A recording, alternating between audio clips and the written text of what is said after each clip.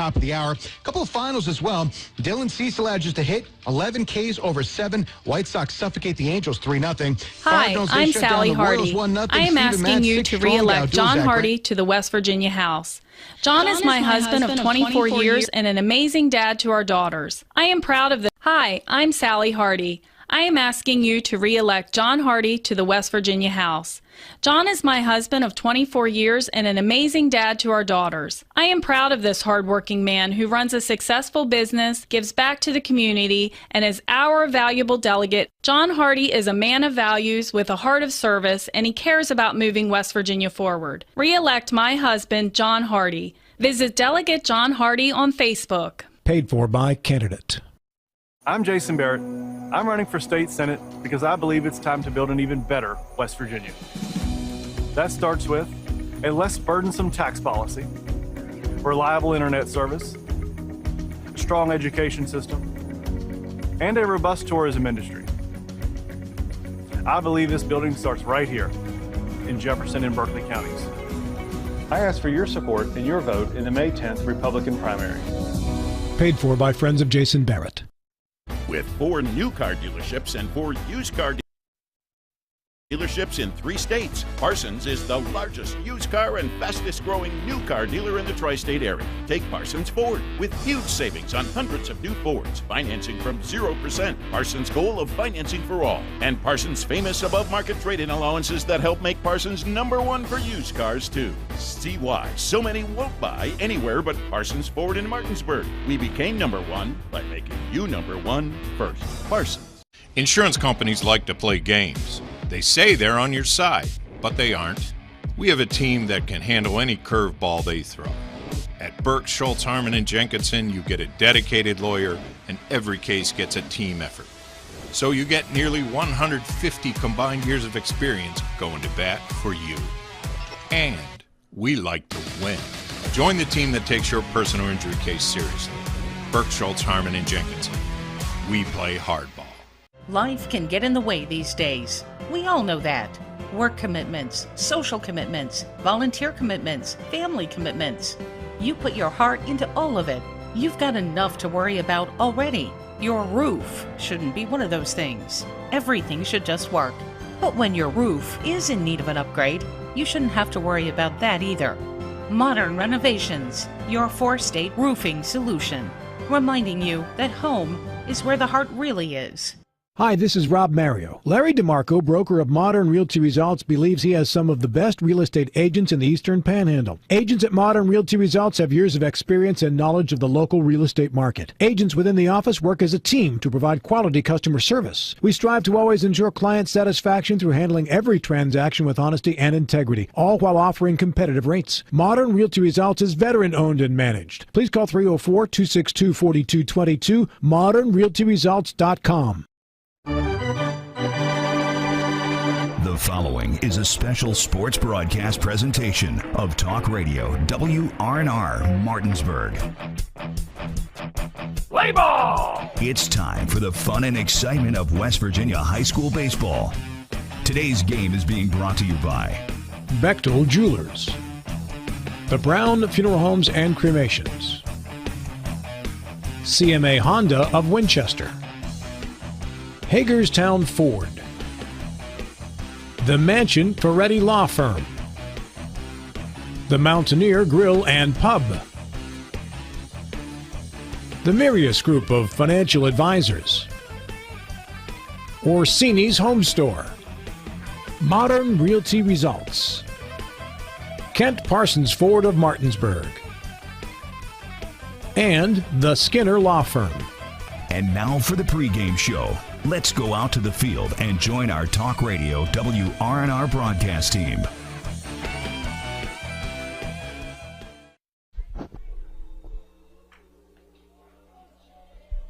Good evening from P.O. Faulkner Park, and welcome into the countdown to first pitch, brought to you by Cody's Body Shop at 851 Wilson Street in Martinsburg, where you get the work done right the first time. Call them today at 304-901-4777 or visit their Facebook page. Colin McLaughlin here for Talk Radio WRNR and TV10, as well as WRNR TV on YouTube. Alongside me is Trip Tobin and Spencer Dupuis as our executive producer. Cameramen tonight are John Alderton and Dylan Bishop. Back at the studio is Nick Verzolini. It is the Berkeley Springs Indians, a Double-A high school, taking on the Martinsburg Bulldogs tonight for Hospice of the Panhandle Night. The 2022 Martinsburg High School Bulldogs would like to welcome everyone to Hospice Night and honor those attending from Hospice of the Panhandle and everyone who has diligently worked during COVID on the front lines. The staff and players from Martinsburg and Berkeley Springs, as well as fans and ourselves here for Talk Radio WRNR, are holding signs representing loved ones who may have been or have been one day in need of hospice support. We would like to wish everyone at Panhandle Printing and Design, Martinsburg Optical, April Hamilton, Larry and Anita Cooper for their support and contributions for Hospice Night. If you would like to donate to Hospice, if you are here or close, you can come see a representative tonight at P.O. Faulkner Park, or you can go online to donate as well. Martinsburg in the Coastal Carolina blue uniforms, a special uniform specifically for Hospice Night with orange lettering as well. And let me welcome in my broadcast partner, Trip, and both teams out here warming up right now. What are you hoping to see tonight? Well, first thing, it's a beautiful day here. This morning came out, cold and rainy, and so we're starting to see some breaks here in the weather. So it's going to be a nice day here today. Martinsburg's coming off that pretty good beating there on Friday night, and spoke with a lot of guys down there, and they're ready. They have a little different mindset today. They're pretty serious over there. Berkeley Springs comes into town. They always battle hard with the EPAC teams. They've played well against Hedgesville this year and Spring Mill, so we don't have a lot of book on them here, but I expect by watching them here warm up, they're going to be competitive. Michael Lupus going on the mound, and Martinsburg would like to have gotten in that doubleheader in Greenbrier over the weekend. Saturday it rained out. I know they're trying to get that booked back up, but it's always nice to after a loss to get back out there and get after it. So they had to sit on that loss since then, so you look for them to come out here firing tonight and a little more serious tonight. Yeah, as you mentioned, Berkeley Springs 7-13 on the season, coached by Scott Hessler for his first season at the helm of the Indians. The Indians are hot right now, a 3-game win streak coming on Saturday, 11-4 win against East Hardy, 15-0 win against Legacy Christian, and then a 5-2 win against Grace Academy. They went 2-0 there at the Ron Clatterbuck tournament that they host, and with 2 games left in the season, it'll be a good matchup tonight to face a tough Triple-A team in Martinsburg to help them get ready for their sectional playoffs next week. As for Martinsburg, they went 2-1 last week. They beat Washington in Hampshire. Washington was a 6-2 score, Hampshire by 6-0. Then on Friday, a shocker, Musselman gets the win, final score 7-1 on the road. They play Musselman again Wednesday, and then to end the season Friday, they are at Hampshire. We'll now take our first 3-minute break here on the Cody's Body Shop countdown to first pitch, and when we come back, we'll hear from both teams' head coaches. This is West Virginia High School Baseball on Talk Radio WRNR and TV 10.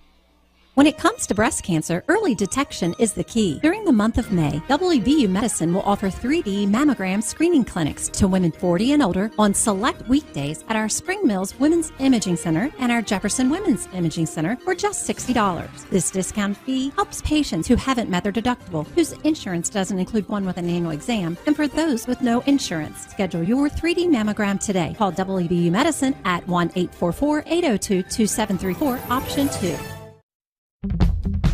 Hagerstown Ford continues to be your leader in car sales up and down the I-81 corridor. We will beat any and all competitors' prices. We've made buying a new car easier than ever with one-day delivery better than Amazon and a return policy better than Walmart. Your satisfaction is our guarantee. If you don't like it, simply return it and we'll come pick it up. No questions asked. Why would you shop anywhere else?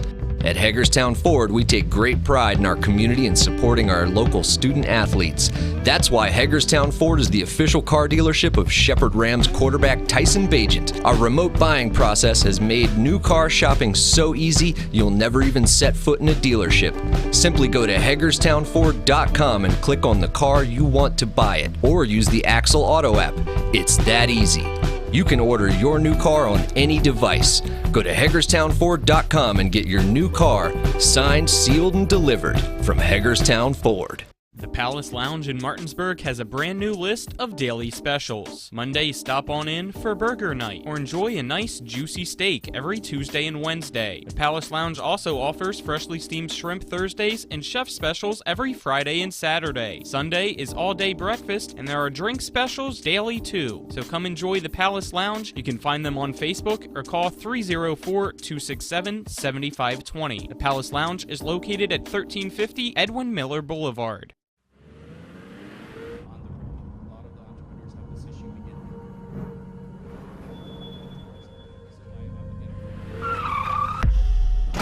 You've been in an accident.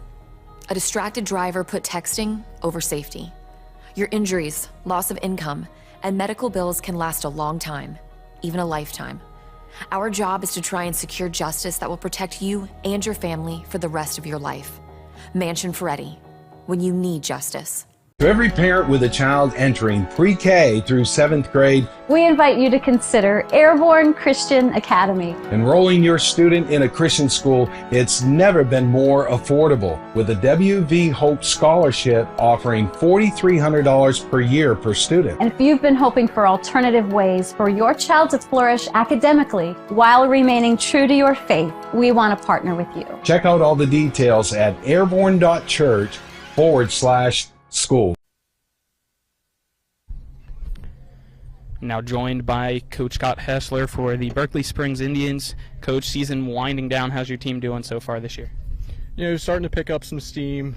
We play a tough schedule with all the AAA teams in our area, and we do that for a purpose. If we can hold our own and compete against the big AAA schools, and even if we don't, then that just prepares us for our AA schedule and sectionals and playoffs.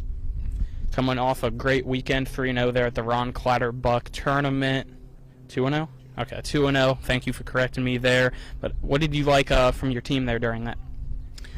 For the most part, it was our defense that really showed up. In the first game, our defense was solid right from the get-go. The second game, we had a couple early errors, but then after that, they really tightened up the defense. And, as a pitcher, that's all you can ask for from your defense is make the routine plays. Who's pitching for you guys today here against Martinsburg? Tonight we got Caleb Stotler on the mound, junior. What are you hoping to see from him? Lots of strikes. And then what else has been a positive for your team this year? Who's been shining for your squad? Yeah, we have a few guys. We have a good junior crop and a good senior crop. Cole Alser's come out and put in a lot of work in the offseason, had a great junior year so far, and expect to have him continue to have that good junior year. Of course, we have Evan Thompson at shortstop, who's one of the best wrestlers in the state, great football running back, so just a high drive kind of guy. And then, of course, we have Tyler Barney out in center field. Chance Swink at second. So, most of our starters were returners from last year.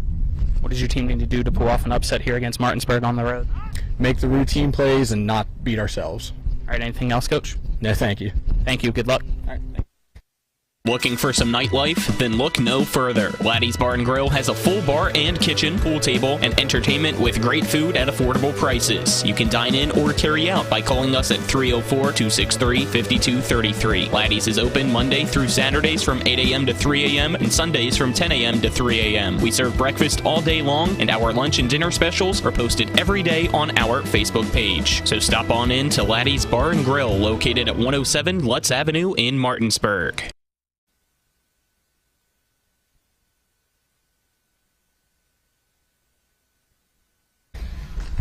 So I'm here with Martinsburg head coach, Coach Ballard, tonight. Berkeley Springs coming into town. It's Hospice night. You guys have Mike Lupus on the mound. You had came back from Myrtle Beach, had a couple big wins in the region, in the section, and took it on the chin a little bit Friday night. They say you don't lose if you learn. What did you learn from that particular matchup first? Well, I think you have to just tip your hat to Musselman. I think they just straight up beat us. We learned, they're a good hitting fastball team, and we're going to have to throw guys out there that are able to control 3 pitches if we want to beat them. So, that's a valuable lesson. I think our guys, realize that we're going to have to work hard and get a little better if we want to beat them in the section.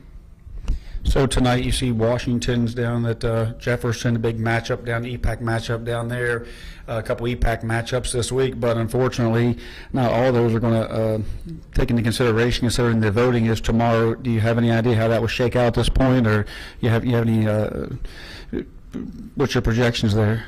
Well, all we can do is control what we can control, and that's, trying to beat Berkeley Springs tonight and be 19-7 at the end of the night. And I think, our whole body of work needs to speak for itself, and hopefully people don't buy too much into, just recency and kind of look at whole body of work. That's what we try to do when we evaluate teams. And I think, if we were fortunate enough to win tonight and be 19-7, I think that's a pretty good body of work. We've seen where you came in number 5 again this week, so I think they're taking the whole body of work into consideration when you look at the Metro News. And tonight, again, you have Berkeley Springs out there coming into town. Hospice night, it's a special night. Do you want to talk about that at all? Coach Coop does a great job with Hospice night, and he's bringing in somebody to throw out the first pitch for their organization, and it's just a great night to be able to honor them and what they do for the community. So.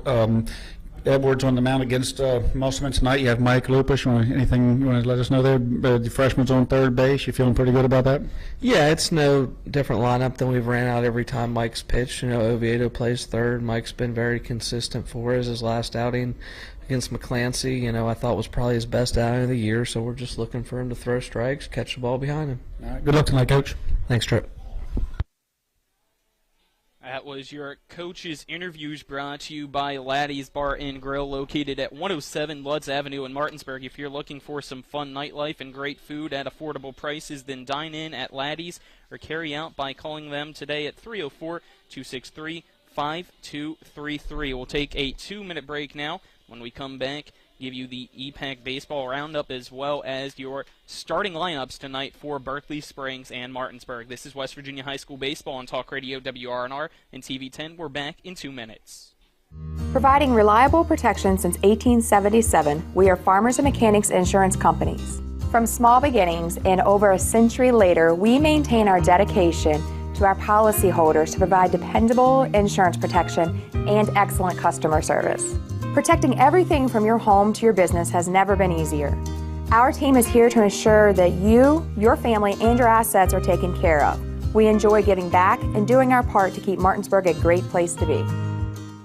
Are you considering selling your home and don't know where to start? Then call Chris Ross and the Milestone Real Estate Group at Keller Williams. A Martinsburg High School graduate, Chris knows the local market, and he's proven it as #1 real estate team in West Virginia in 2019. Phone Milestone Real Estate Group at Keller Williams at 304-579-7349 or go to callchrisross.com. Let's celebrate your real estate milestone together. Not sure where to go or who to trust with your flooring project? And start with Trips Flooring, proudly serving the area for more than 25 years, specializing in floor sanding and refinishing, along with installation of new flooring, including hardwood, tile, vinyl, laminate, carpet, and the hottest trend in flooring, luxury vinyl, tile, and luxury vinyl plank. Are you on a budget? Check out their warehouse, cash and carry, or call 304-229-7009, or visit them online at tripsfloorsanding.com. Remember when you were a little kid and saw your first deer? Oh, how cute. As an adult, maybe you've had a different experience. Where'd that come from? Bambi mess up your dream machine? Call Cody's Auto Body today at 304-901-4777 and get the work done right the first time. Cody's Auto Body, 851 Wilson Street in Martinsburg, has a team of auto body professionals with a lifetime of experience putting your ride back together again, regardless of how it got that way. Cody's Auto Body.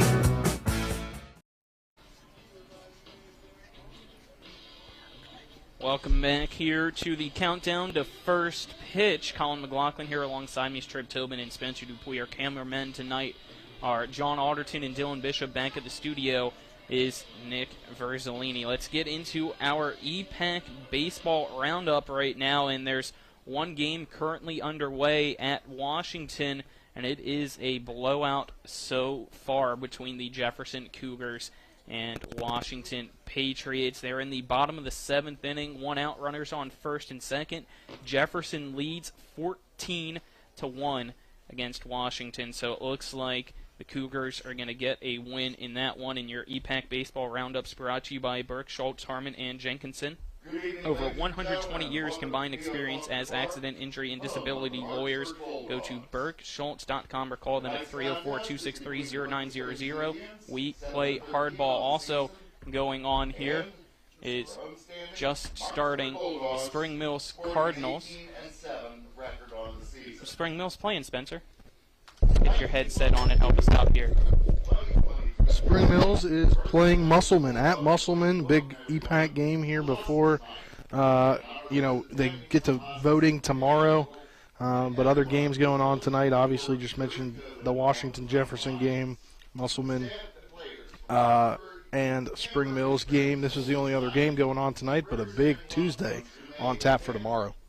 So as we mentioned earlier in our countdown to first pitch, it is Hospice of the Panhandle night, and if you're watching on TV10 or our YouTube page, you see both Martinsburg and Berkeley Springs out there on the infield with signs that say Hospice of the Panhandle in either orange or the Carolina blue, with names of people with or that have been members of a hospice group or eventually might be somebody taken care of by hospice. And hospice staff, and they have Lily Mostosicki along with her parents Stephen Holly throwing out the first pitch here for us as well. She gets ready here to throw out the first pitch to the Martinsburg Bulldog catcher Matt Asanovich. So we wait here and watch, and the underhand toss, one hops home plate to get things underway here at P.O. Faulkner. A great night and a wonderful tradition here for Martinsburg. Let's now get into our weather tonight here in Martinsburg. A beautiful day in Martinsburg, West Virginia. Yeah, that weather is brought to you by Kelly Allstate Insurance. For all your insurance needs, call Gary Kelly at 304-263-4596 or stop by 724 Lakeview Drive in Martinsburg.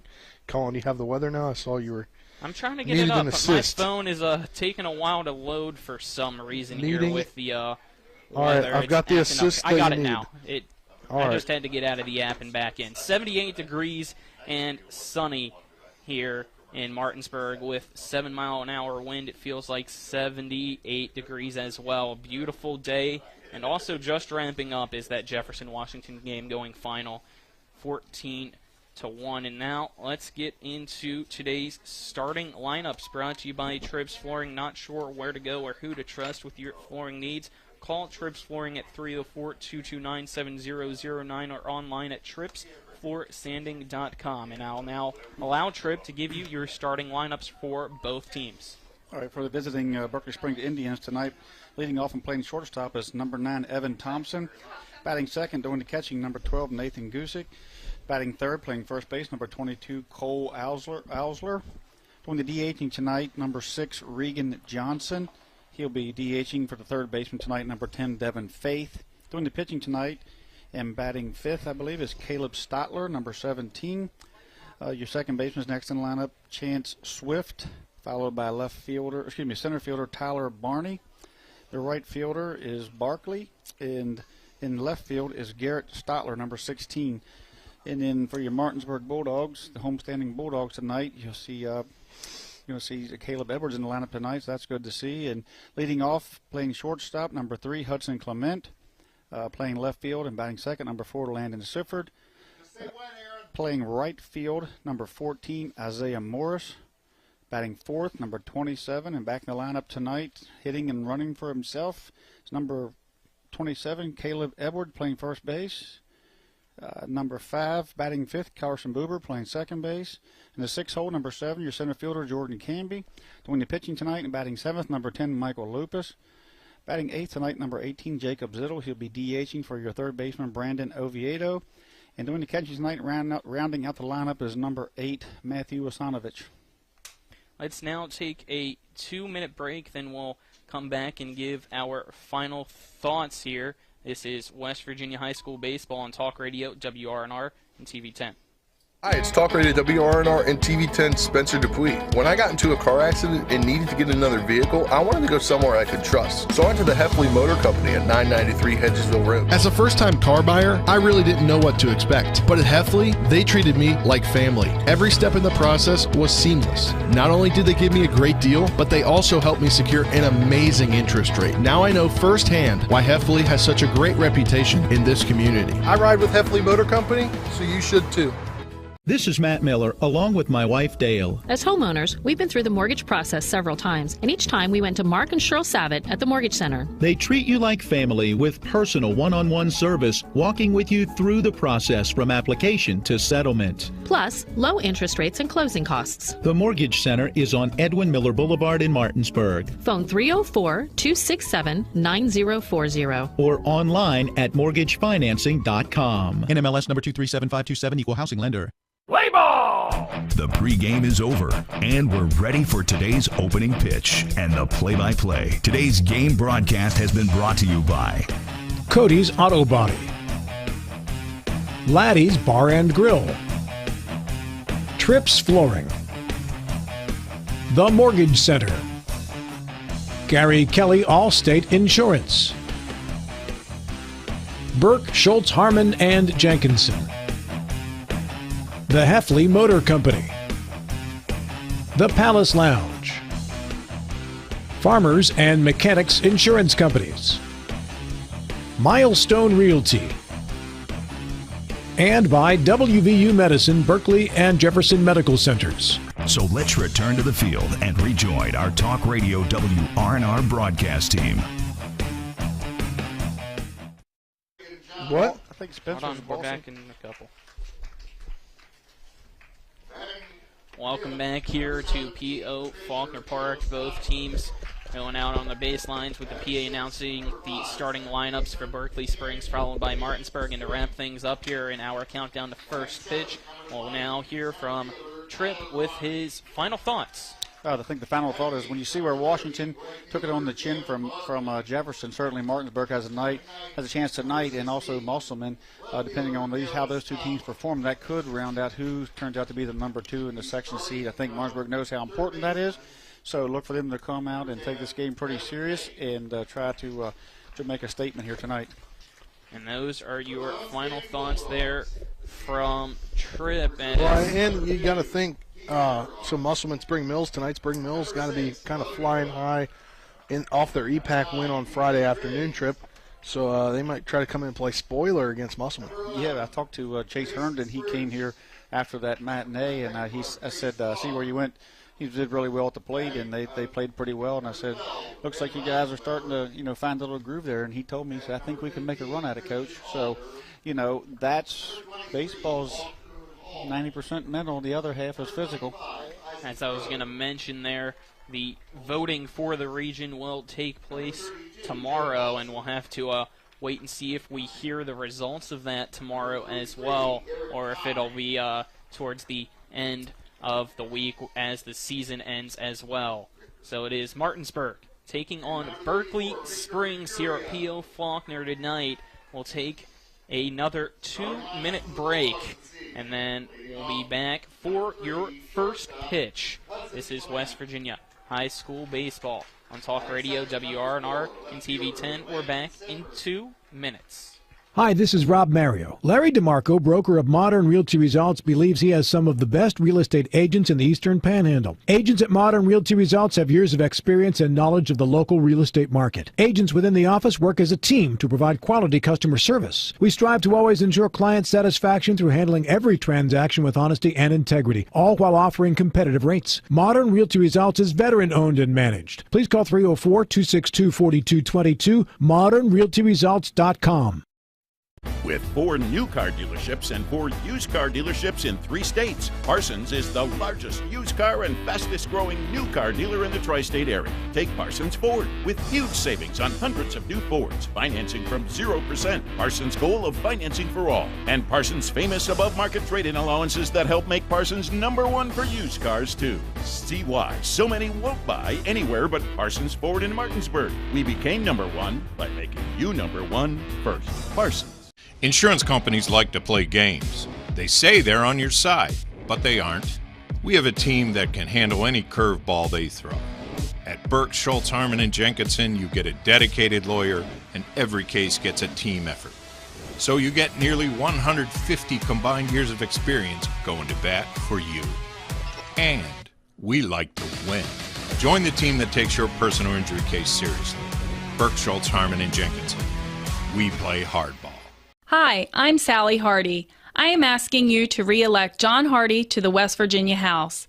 John is my husband of 24 years and an amazing dad to our daughters. I am proud of this hardworking man who runs a successful business, gives back to the community, and is our valuable delegate. John Hardy is a man of values with a heart of service, and he cares about moving West Virginia forward. Re-elect my husband, John Hardy. Visit Delegate John Hardy on Facebook. Paid for by candidate.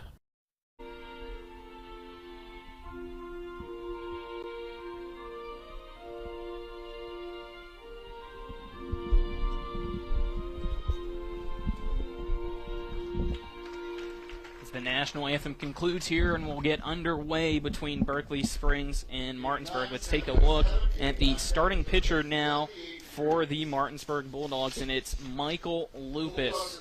Lupus comes in with a 4-1 record, an ERA of .9 in 23 innings pitched. He's allowed 15 hits, 8 runs, 3 of them earned, 16 walks, and 21 strikeouts. Defensively around him for the Bulldogs, catching is Matthew Usanovich. At first base, it's Caleb Edwards. Second base, Carson Buber. Shortstops, Hudson Clement. Third base is Braden Oviedo. And then from left to right in the outfield, it is Landon Sifford, Jordan Canby, and Isaiah Morris for the Bulldogs. For Berkeley Springs, the lineup goes shortstop, Thompson. Batting first, batting second, and catching is Guzik. Batting third, the first baseman is Osler. Batting fourth, designated hitter Johnson. Batting fifth and pitching is Caleb Stotler. Batting sixth at second base is Swink. Batting seventh in center field is Barney. Batting eighth in right field is Barkley. And rounding it out in the ninth spot of the lineup for the Berkeley Springs Indians is Stotler. It is Berkeley Springs in the road navy blue uniforms with a gold B on the front, on the left side of their chest with gold numerals and a white outline. Martinsburg in the Hospice, Coastal Carolina teal uniforms with orange letters on the front in the word of Bulldogs and orange numbers on the back, as well as the final warm-up pitch for Lupus concludes. The throw down to second from Asanovich, and it will be Thompson stepping in first for Berkeley Springs. Got some shadows on the field here. Looks like a nice evening for baseball here. The flags are laying flat and the sun's out. Beautiful day. Thompson steps into the right-handed batter's box. As your opening first pitch is a grounder down the left side and foul. Your first pitch brought to you by the Mortgage Center on Edwin Miller Boulevard in Martinsburg. One call will save you thousands. Call 304-267-9040. With an 0-1 count to Thompson now. First pitch at 7:09. Pitch from Lupus, a fastball. Thompson tried to hold a swing back, but it's called a strike, so now 0-2 for Thompson, the shortstop. Pitch got up and in. He just couldn't hold back and got a called strike there on the check swing by home plate umpire Jeff King. Pitch from Lupus. An off-speed pitch that remains high to Thompson. Count now 1 ball and 2 strikes. I think it was supposed to be a curveball that didn't curve. It just kind of stayed up there. It was pretty flat. I don't think it was a changeup. Looked like he came over the top with a kind of a curve. And Fastball stays above the shoulders, evens the count up at 2-2 against Thompson. Thompson, a wrestler as well as the running back for Berkeley Springs, batting .380 here in the leadoff position for the Indians. Wind up in the pitch from Lupus. Fly ball over the catcher Osanovich and add a play behind the press box. Keeps the count at 2-2 here to the leadoff batter for Berkeley Springs. Three-sport athlete. I seen where the NFL draft were, what was like 70-80% of them were all three-sport athletes, weren't they? I think you might be correct as this pitch from Lupus outside and hops into the turf. The count now full at 3-2 to Thompson. Lupus gets the ball back, sets on the mound. The kick and the delivery to Thompson. It's going to be a chopper over to the third baseman, Oviedo. He fires it across the diamond to Edwards, makes the catch for out number 1. Down goes Thompson to bring up Guzik. And Tripp talked about it before when he was reading the starting lineups. It's good to see Caleb Edwards out there at first base and being able to move around a bit as they get ready to head into sectionals and throughout the playoffs. And with him being at first, it's interesting. Isaiah Morris, who's usually at first, out there in right field today. Yeah, he went to right at the end of Friday night's game as well, I believe, if I remember correctly. Played a good bit of right out there last year when him and Caleb both are kind of settled in on first. I think the fact that Caleb's a little hobbled, and that gives an opportunity Morris to be a little bit to keep both their bats in the lineup, and Morris is a little more healthier out there on his legs. First 2 pitches from Lupus to Guzik outside, so 2-0 count now. Next pitch way outside over in the left-handed batter's box. Goes to the backstop now, a 3-0 count to Guzik. Yeah, I mean, the leadoff batter did a real nice job of forcing Lupus to show some of his pitches. It looked like Lupus doesn't, at the moment, hasn't got really good control of his curveball there. He hasn't mastered it yet, but forcing him to throw multiple pitches here, even though he got the out, allows the other guys to see some pitches and see what he's got. 3-0 count now, fastball right down the heart of the plate, taken by Guzik for a strike to make the count 3-1. Pitch just catches the outside part of the plate. Again, counts now full, 3-2 to Guzik. Second 3-2 count of the inning, isn't it? Yes. Guzik 278 on the season, steps back into the right-handed box. Payoff pitch from Lupus, fastball low, taken by Guzik for ball 4. Send him to first base and bring up Osler. And it's been, has it been 2 weeks since Lupus has been on the mound? He was in Myrtle Beach, I believe, when they said he against McClancy. That was 2 weeks. Was that Thursday? Maybe just shy of 2 weeks. Yeah, I think just shy of 2 weeks, a week and a half there as Osler steps up to the plate. The right-hander in the box with a runner on first and 1 out in the top of the first inning. And the old first pitch swing, it's a hard grounder underneath the glove of Oviedo at third, and it ricochets off his glove to Sifford there in left field. So it's a single for Osler to send Guzik to second and bring up Johnson. You see that's that happens when you get runners on base. A third baseman in the bunt situation has to come up a little bit. Ball's hit like a rocket. He dives, and not much he can do. If he's back, it's nobody on base. He probably makes that play, but give it all he had there, considering he was up on the grass and it's shot by him in the 6-hole. Johnson takes the first pitch from Lupus right at the knees down the middle for strike 1. 1 out. We're scoreless in the top of the first. Berkeley Springs has runners on first and second. Lupus checks the runner behind him. Swing and a miss off the pitch from Johnson. Now it's an 0-2 count for the designated hitter. He took a little something off that pitch and didn't have a lot of movement. Could have been a little changeup, but it was down and away. So good pitch there. Good count this time. A grounder from Lupus's pitch to Johnson, coming in on it. And the throw from Oviedo in the infield, not in time, so it'll be an infield single by Johnson to load the bases for Berkeley Springs and brings up Caleb Stotler, the pitcher, trying to get his team on the board first. There, Oviedo had to be back a little bit because he had third. He was kind of in they call it the triangle or the angle there. He picked it up, threw across. If you can see, Edwards got the sun right in his face. I don't know if that played into it because the ball may have beaten him. There was a little bit in the dirt and just didn't get dug out here. So the corners are up now. First pitch high and away. against Stotler for ball 1 from Lupus. You can definitely see the shadow going, directly away from where Oviedo threw that ball, so it tells you the sun's, directly in, Edwards' eyes over there at first. Off-speed pitch, big swing and a miss from Stotler. Evens the count up at 1-1. Just like we thought here, Berkeley Springs coming off a couple wins, going to swing the bat and trying to beat themselves, as Coach Hustler said. Fastball inside. Ball 2 against Stotler as Usanovich has to drop to a knee and keep it in front of him as it hit the turf. Turf, home plate, and pitcher's mound, as well as the first and third baselines here at P.O. Faulkner, as Lupus's pitch low and away. Now a 3-1 count to Stotler with the bases loaded for Berkeley Springs and 1 out in the top of the first inning. Yeah, you never want to give the first run of the game on a walk. Fastball going to be ripped into center field. Backtracking a little bit as Canby. He makes the catch, throws it in to the pitcher, but it'll be a successful sac fly for Stotler, as coming home from third is Guzik, and the Berkeley Springs Indians take a 1-0 lead in the top of the first. Yeah, 3-1 pitch, setting on fastball.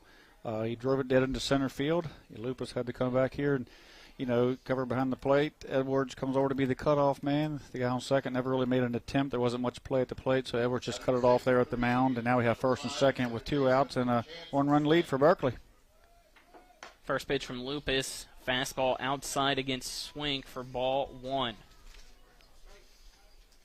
Coming here with 2 award-winning guys, aren't it? You guys got some hardware this summer?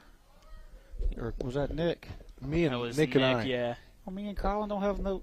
Not yet. We'll have to work for it, Tripp, as the Okay. next pitch from Lupus, right down the middle against Swink, makes the count now 1-1. Well, you got if not, we'll make an award for you us. got How my about that? vote. I appreciate it. How much does your vote count, though? I'm not sure. Next one outside. Catches the outside part of the plate. Makes the count now 1-2 to Swink. Runners on first and second for the Indians, who lead 1-0 against Martinsburg. 2 outs in the top of the first. Lupus checks the runner at second, which is Osler. Pitch right down the middle. Called strike 3. Down goes Swink, looking to end the top of the first. Berkeley Springs leads 1-0. We'll take a 1-minute break and then be back for the bottom of the first with Martinsburg due up. This is West Virginia High School Baseball and Talk Radio, WRNR and TV 10. Not sure where to go or who to trust with your flooring project? And start with Trips Flooring, proudly serving the area for more than 25 years, specializing in floor sanding and refinishing, along with installation of new flooring, including hardwood, tile, vinyl, laminate, carpet, and the hottest trend in flooring, luxury vinyl, tile, and luxury vinyl plank. Are you on a budget? Check out their warehouse, cash and carry, or call 304-229-7009, or visit them online at tripsfloorsanding.com. The Palace Lounge in Martinsburg has a brand new list of daily specials. Monday, stop on in for burger night, or enjoy a nice juicy steak every Tuesday and Wednesday. The Palace Lounge also offers freshly steamed shrimp Thursdays and chef specials every Friday and Saturday. Sunday is all-day breakfast, and there are drink specials daily too. So come enjoy the Palace Lounge. You can find them on Facebook or call 304-267-7520. The Palace Lounge is located at 1350 Edwin Miller Boulevard. Welcome back for the bottom of the first inning. Colin McLaughlin here alongside me is Trev Tobin and Spencer Dupuis. On the mound for Berkeley Springs tonight is Caleb Stotler. As we look at Stotler coming in this evening, 1-2 overall with an ERA of 5.73. He's pitched 18 1/3 innings, allowed 10 hits, 24 runs, 15 of them earned, with 21 strikeouts and 22 walks. Defensively, around him for Berkeley Springs, catching is Nathan Guzik. At first base is Cole Osler. Second base, Chance Swink. Shortstops, Evan Thompson. Third base is Devin Faith. And from left to right goes Garrett Stotler, Tyler Barney, and Gavin Barkley in the outfield. Due up for Martinsburg is Clement, followed by Sifford and Morris. The 1-2-3 batters to start off this bottom of the first. Berkeley Springs leads 1-0 against Martinsburg after a sacrifice fly with the bases loaded from Caleb Stotler. See Hudson Clement leading off here. He watches the pitcher, but he also watches that catcher throw down. He's salivates when he thinks he can when he can steal on those guys. So that throw there was kind of in the dirt and to the left, and I seen a little smile on his face when he saw that. Clement steps into the right-handed box. The first pitch from Caleb Stotler is a fastball below the knees of Hudson for ball 1. Martinsburg with double-digit hits in the Hampshire and Washington game. This one fouled off to the backstop by Clement. Evens the count up at 1-1. And they were, after those double-digit games earlier in the week, then I think they only had one hit going into the 7th inning against the Musselman after the game got out of hand. I think they got a couple hits there, but so Martinsburg looking to get those bats alive again for the rest of start this week off. Next pitch from Stotler just misses the knees of Clement, makes the count now 2-1 strike to the leadoff batter for Martinsburg. Pitch was close, must have been a little low, from our vantage point. Heard a little grumbling from the Berkeley Springs side on that one. Grounder by Clement. 2 hops over to the shortstop, Evan Thompson.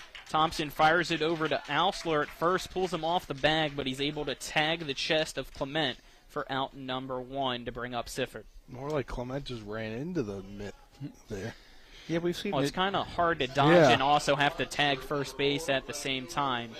When you see that, when you're going down the line, sometimes you kind of talk, or you hear coaches talk about when you see the first baseman go up, you go down, things like that. That's so much easier said than done because you're striding out trying to get the first there, and you kind of have to see that, and it was a little late for him, so he did just walk into that tag or run into it. First pitch ripped by Sifford, a liner down the third base line and out of play for strike 1. Rode the tarp. Got down there and rode that tarp. Yeah, we'll see if the ball's able to get retrieved there behind the tarp. As we have a next pitch from Stotler. It hits the home plate turf for ball 1 to make the count now 1-1 to Sifford. Yeah, it seems like, what are we now, about a month and a half, maybe 2 months, getting close to 2 months of this turf. It seems to be settling in pretty well. Next pitch from Stotler catches the outside part of the plate against Sifford for strike 2. Trip, is that a month and a half? It's been, since the beginning of the season. Yeah, so about the 16th, 15th, something. And then, you can start to see the grass fill in around it and, take over. It's starting to look, natural. Grounder right down the third base line, and before it makes its way to the bag, bounces foul to keep the count at 1-2 for Sifford here against Caleb Stotler. That dirt's filled in around, all those little turf areas. Still some things to do, but, it was too close to the season to get done. I'm sure they'll get done in the off-season, a couple of little places to fill and different things. But, we, myself included with Post 14, helped out to kind of get this thing ready. It's just a beautiful facility here. Curve ball low and away for ball 2 makes the count now 2-2 to Sifford. 1 out, nobody on base in the bottom of the first. It's Berkeley Springs leading Martinsburg 1-0. As this breaking ball doesn't really break, stays high. The count now full to Sifford, 3-2. I think if you follow high school baseball enough, if you have to throw really, really hard if you're going to rely just on your fastball. And these guys can't get their curveball and secondary pitches across. They get hit and they don't get their strikeouts. Fastball flied into the infield, going out to the outfield. Running down over to right center is Tyler Barney, the center fielder, makes the catch for out number 2 to bring up Isaiah Morris. Well, these guys have to rely on their fastball to get outs. They're not able to. When the coaches see that the other pitcher or the pitcher, regardless whether it be the Bulldog pitcher or the Indian pitcher, when those pitchers and coaches or batters and coaches see that those guys can't locate those other pitchers, then they sit and sit on those fastballs. That fly out looked like it had the height to stay in the infield, and even without any wind, as this one from Morris, first pitch swinging, will go into center field to be a 2-out single. As the ball's retrieved by Barney and thrown in to bring up Edwards. That's what you have to do after 2 outs in the first inning. You don't want to go down 1-2-3. Morris did a good job there. He took that fastball right back up the middle. Got a good pitch to hit, so it's a really good job on his part to extend this inning. Whether or not they score or not, you want to continue. You want to extend innings as long as possible and put pressure on the defense. And Here we're seeing Caleb Edwards come in. First time we've seen him in his regular role in a long time. First pitch to Edwards will be low, taking ball 1 with the runner on first.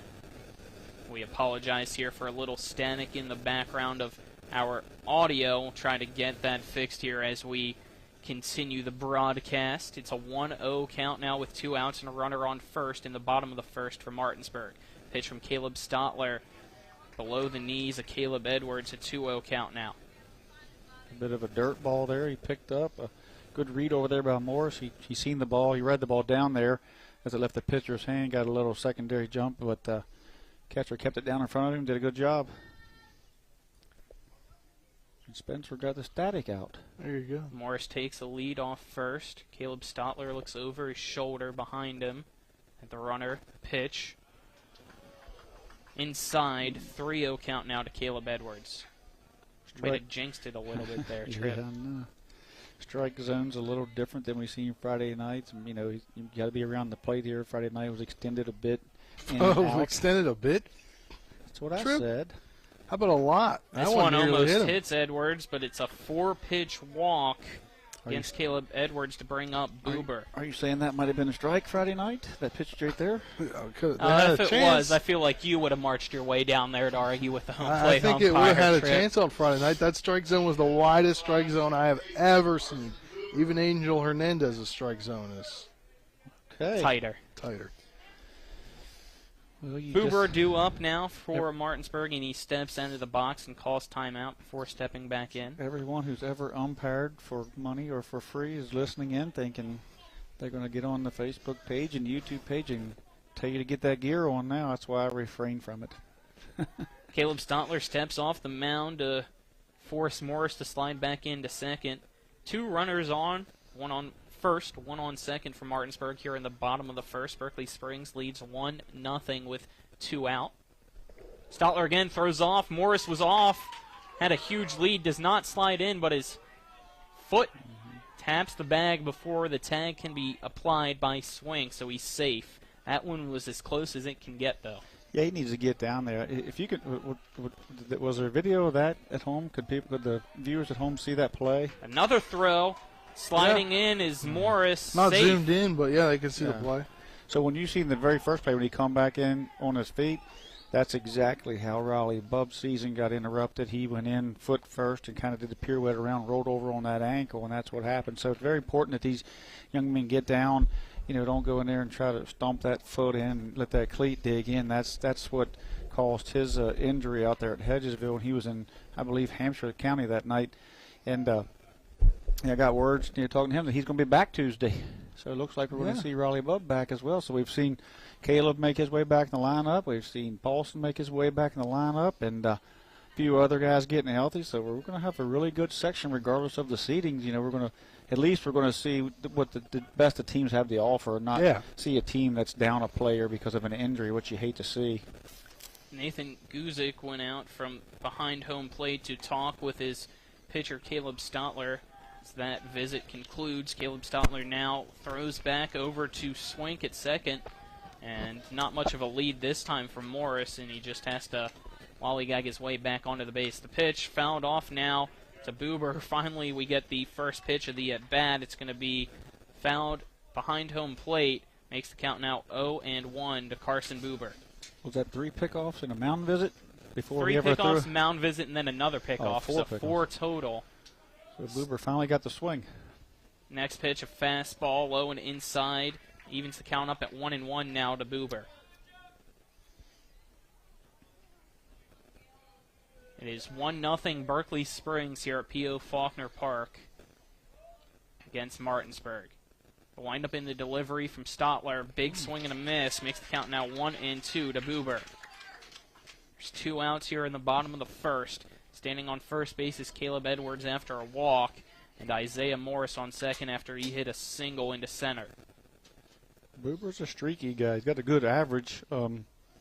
Big slider, swing and a miss. Down goes Buber to end this first inning. That pitch had a lot of movement from Caleb Stotler. His first strikeout of the night.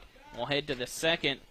in which Berkeley Springs now leads 1-0 after one. A 1-minute break. This is West Virginia High School Baseball on Talk Radio WRNR and TV 10. Not sure where to go or who to trust with your flooring project? And start with Trips Flooring, proudly serving the area for more than 25 years, specializing in floor sanding and refinishing, along with installation of new flooring, including hardwood, tile, vinyl, laminate, carpet, and the hottest trend in flooring, luxury vinyl, tile, and luxury vinyl plank. Are you on a budget? Check out their warehouse, cash and carry, or call 304-229-7009, or visit them online at tripsfloorsanding.com. Are you considering selling your home and don't know where to start? Then call Chris Ross and the Milestone Real Estate Group at Keller Williams. A Martinsburg High School graduate, Chris knows the local market, and he's proven it as #1 real estate team in West Virginia in 2019. Phone Milestone Real Estate Group at Keller Williams at 304-579-7349 or go to callchrisross.com. Let's celebrate your real estate milestone together. Welcome back here. It is Berkeley Springs 1, Martinsburg 0 after 1. Barney, Barkley, and Stotler, the 7, 8, 9 batters, due up for Berkeley Springs. Lupus on the mound. It's 27 pitches so far after that first inning. First pitch, fly ball out to center field. Canby takes a couple steps back, looking up to the sky in the shadows, and the grass makes the catch for out #1. Down goes Barney to bring up Gavin Barkley. Down goes Barney. I don't know. That just sounds good, Colin. I don't Barney. know why. Thank you. It's a rare compliment. Just kidding, Spencer. A rare compliment from Spencer. First pitch to Barkley, inside perfection. for ball 1 to Gavin Barkley. He's got the awards. We're just here. I just said so we don't get In fined. the presence of greatness. Yeah, we're in the presence of greatness here. I expect Low perfection. fastball 2-0 to Barkley. Can the sun go down If already? you want perfection, get rid of that static. I'm trying to. Ripped line drive by Barkley into center field. It'll be a single for Gavin Barkley to bring up Stotler. He ripped that one right back just on the right side of the second baseman there. You know, looks like Berkeley Springs is going to come out swinging here tonight. Lupus needs to command, his other two pitches there. We've seen, Stotler there get Boober there at the end on that slider curveball that he threw, so starting to locate some of his pitches. Sometimes it just takes an inning or two to get settled in and get the grip on the baseball here, so Lupus needs to get that grip and get those other pitches working as he the called strike here on a bunt attempt pulled back. First pitch from Lupus. Stotler squares to bunt, pulls it back, but it's a strike anyway. Makes the count 0-1. Pulls Oviedo in. Oviedo in on the grass there on the third base side. Squares the bunt again. This one hops off the left-handed batter's box before going behind home plate. The count now 0-2 for Stotler. So once Stotler, squared the first time, he took the surprise away, so that when he squared the second time here, he just had to be just a sacrifice, but he didn't give much of an effort, kind of more of a trying to bunt for a base hit, and it just didn't work out for him. He was trying to push up the first baseline, of course, where he wanted it to go, but it just wasn't a great attempt. Pitch high and inside to Stotler, makes the count now 1-2. He should have squared around there and just did his job, but again, I think he was trying to get fancy with it and maybe even get himself one or just try to make sure he didn't get it right to Oviedo, who was creeping in at first, but it just cost him a strike, so it did.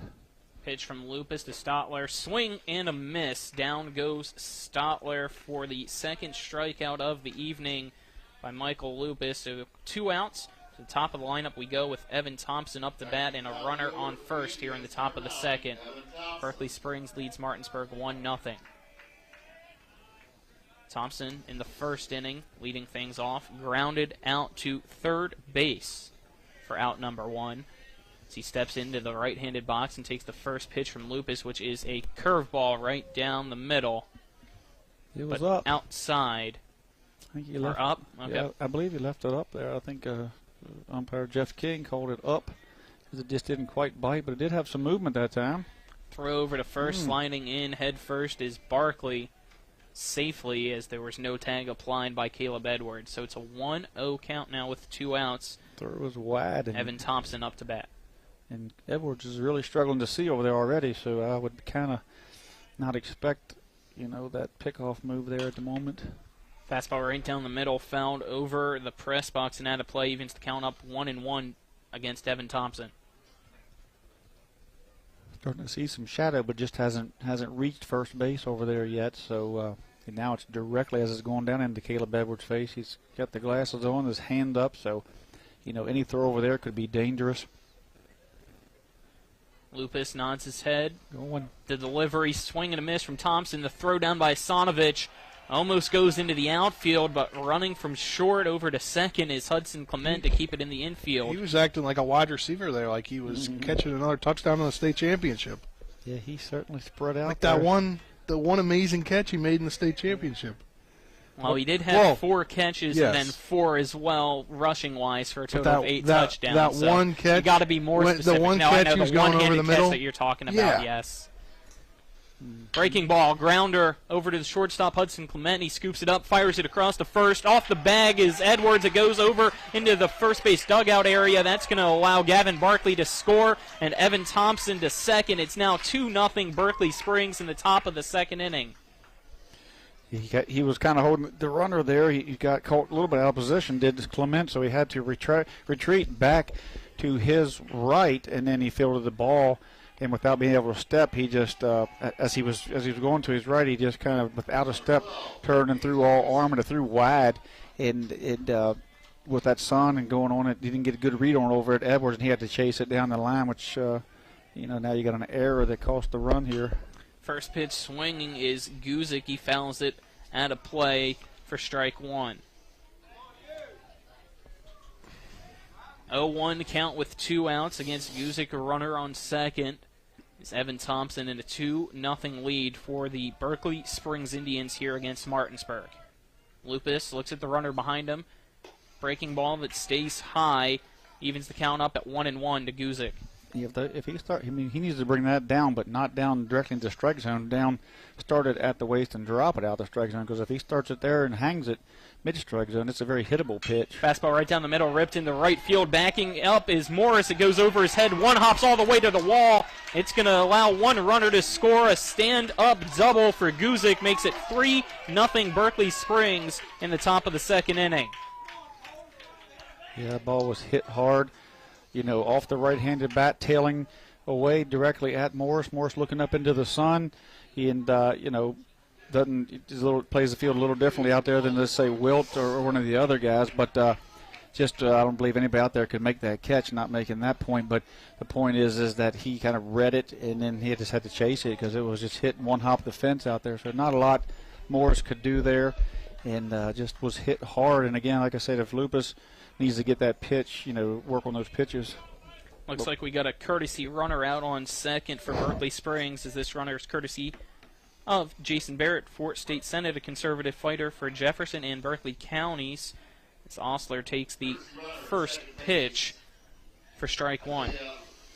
And that makes that error, all the more bigger with another unearned run coming on the board. That'd be 2 unearned runs, so they don't count against Lupus because it would have been the third out. So anything from here on out now, they're unearned because he would have been out of the inning unscathed at that point.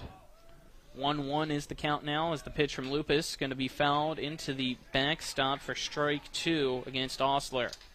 Osler 1 for 1 so far in the first. He singled over into left field. 1-2 count with 2 outs. Runner on second. 3-0 lead. Breaking ball stays high from Lupus. Evens the count up at 2-2 against Osler. Pitch number 45 coming here in the second inning for Michael Lupus. And you look at Martinsburg, going in, Paulson apparently is good to go here. Fly ball into center. Canby underneath it. Makes the catch for out number 3, but not before 2 runs cross the plate in the top of the second. It's Berkeley Springs 3, Martinsburg nothing. We'll head to the bottom of the second after this 1-minute break. This is West Virginia High School Baseball on Talk Radio, WRNR, and TV 10.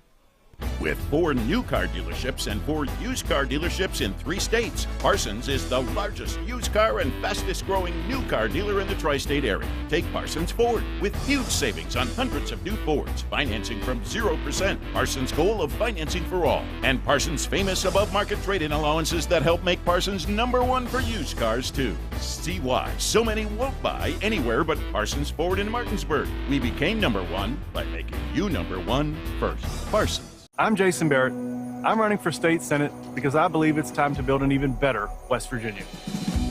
That starts with a less burdensome tax policy, reliable internet service, a strong education system, and a robust tourism industry. I believe this building starts right here in Jefferson and Berkeley counties. I ask for your support and your vote in the May 10th Republican primary. Paid for by Friends of Jason Barrett.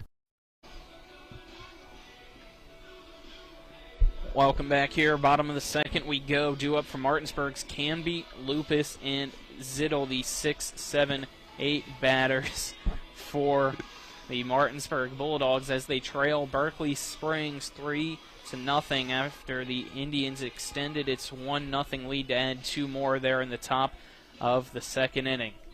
So right now the AA school on top of the AAA school here on Hospice night. Yeah, Martinsburg has to get it going. I mean, they're getting out hit 4-1. You know, the error there was, there was no too much of a need there to hold that runner and be up in that position. Kind of got Hudson out of a position, forcing to make a throw off balance. But Martinsburg certainly has a tremendous amount of firepower and able to fight back. It's only the second inning here, so but they just need to gather themselves defensively and get moving.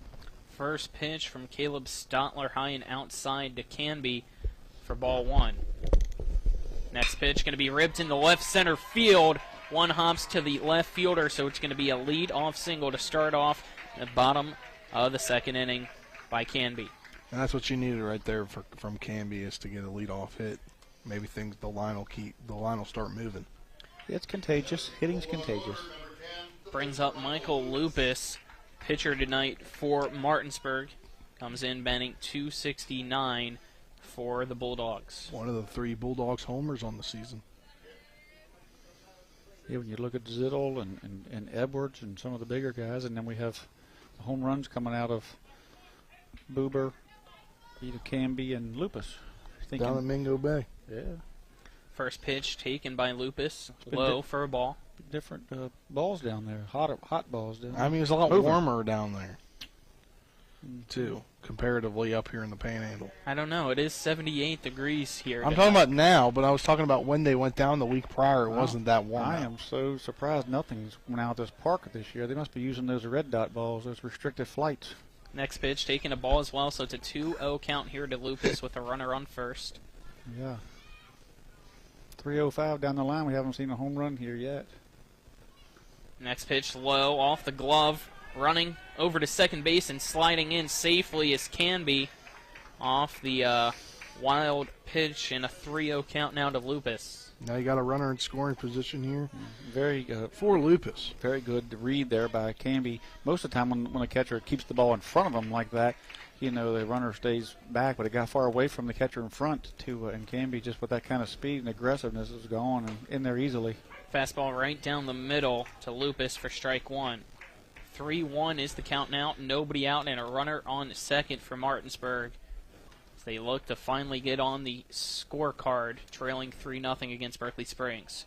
Pitch just catches the inside corner of the plate. The count now full at 3-2 to Michael Lupus.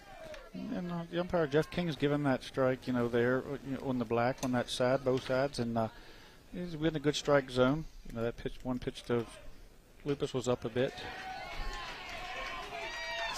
Caught looking, down goes Lupus there for strike 3. It's the second strikeout issued by Caleb Stotler. So it's now 1 out to bring up Zittel. I don't think Lupus was happy with that call.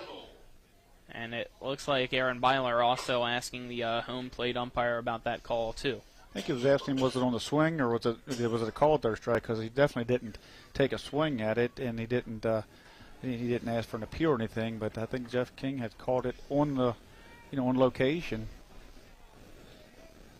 Caleb Stoutler checks the runner behind him and then back to home plate at Guzik, his catcher. The fastball low and inside to Zittel for ball one. He's got this brand new board. You got this static, right? Yeah, we're trying to figure it out here and reposition all the wires that we have. Stoutler. Next pitch to Zittel. Fastball. Evens the count up at 1-1 as it goes right down the middle against Zittel.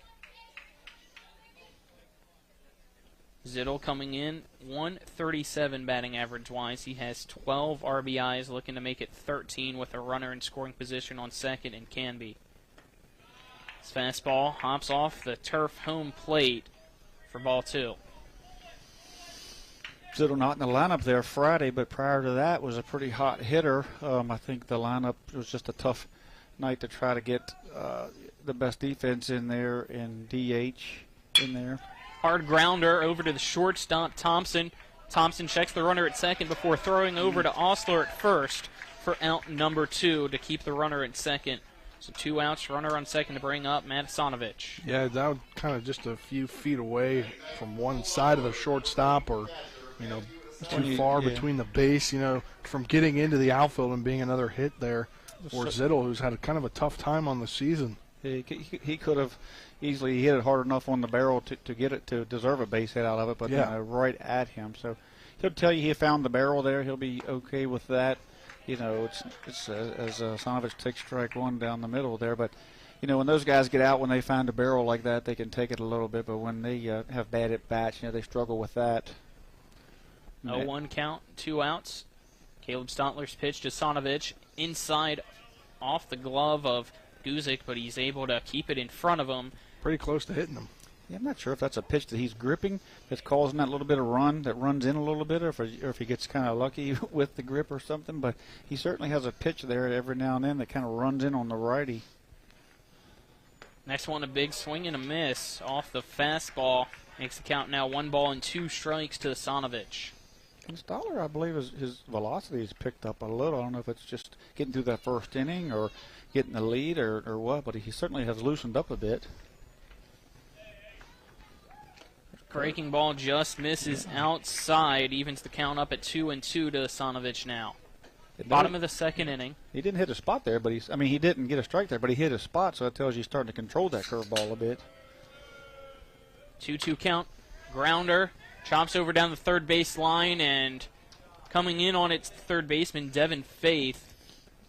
Before it gets into his glove, it goes foul. Keeps the count at 2-2 with 2 outs. And that would have been a tough play as well against Sonovich. Would have been a tough play. Martinsburg's got a runner at second for the second straight inning, and runner in scoring position. You can't leave a guy in scoring position here, especially already down 3-0.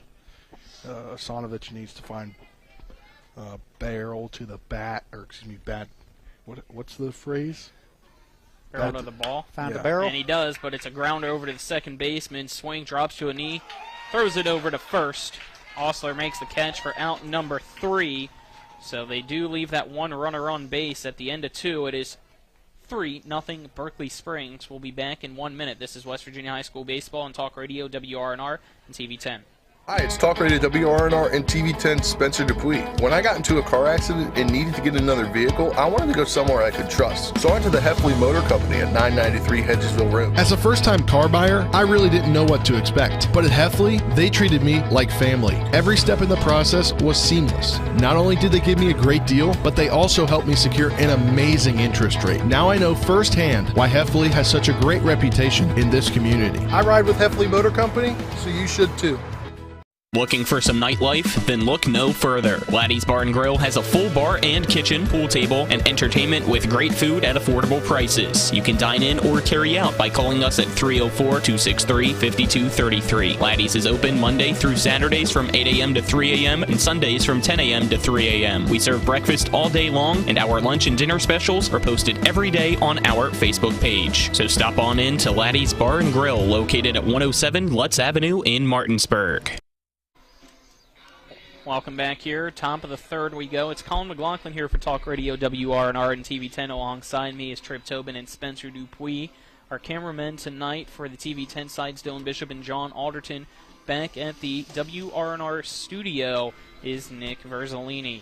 Yeah, he's getting a night there back in the studio. Usually your duty, Colin. That is true. We'll get that duty this week, though. Yep, you will be there tomorrow. I will be color. Nick will be play-by-play tomorrow as the Spring Mills Cardinals travel to Jefferson to take on the Cougars, who won big tonight against the Washington Patriots by a final score of 14-1. Due up here for Berkeley Springs, it's Johnson, Caleb Stotler, and then Swink. It's a 3-0 lead for the Berkeley Springs Indians here against Martinsburg. It's Lupus. The 2 innings are already allowing 4 hits and the 3 runs, but only one of them earned. It's the first pitch outside for ball 1 against Johnson. That would have been a guaranteed strike Friday night. Yep. Swing and a miss. That one 100% a strike, no matter who it is behind calling balls and strikes. Evens the count up at 1-1. 1 for 1 today. Johnson, as he takes this pitch, low and away, makes the count now 2-1. He singled to left in his last at bat there in the first inning, but was stranded at first. As he swings, chases this pitch, which was also low and away, for a 2-2 count now in the top of the third. Reagan Johnson coming in, batting .341. The pitch from Lupus.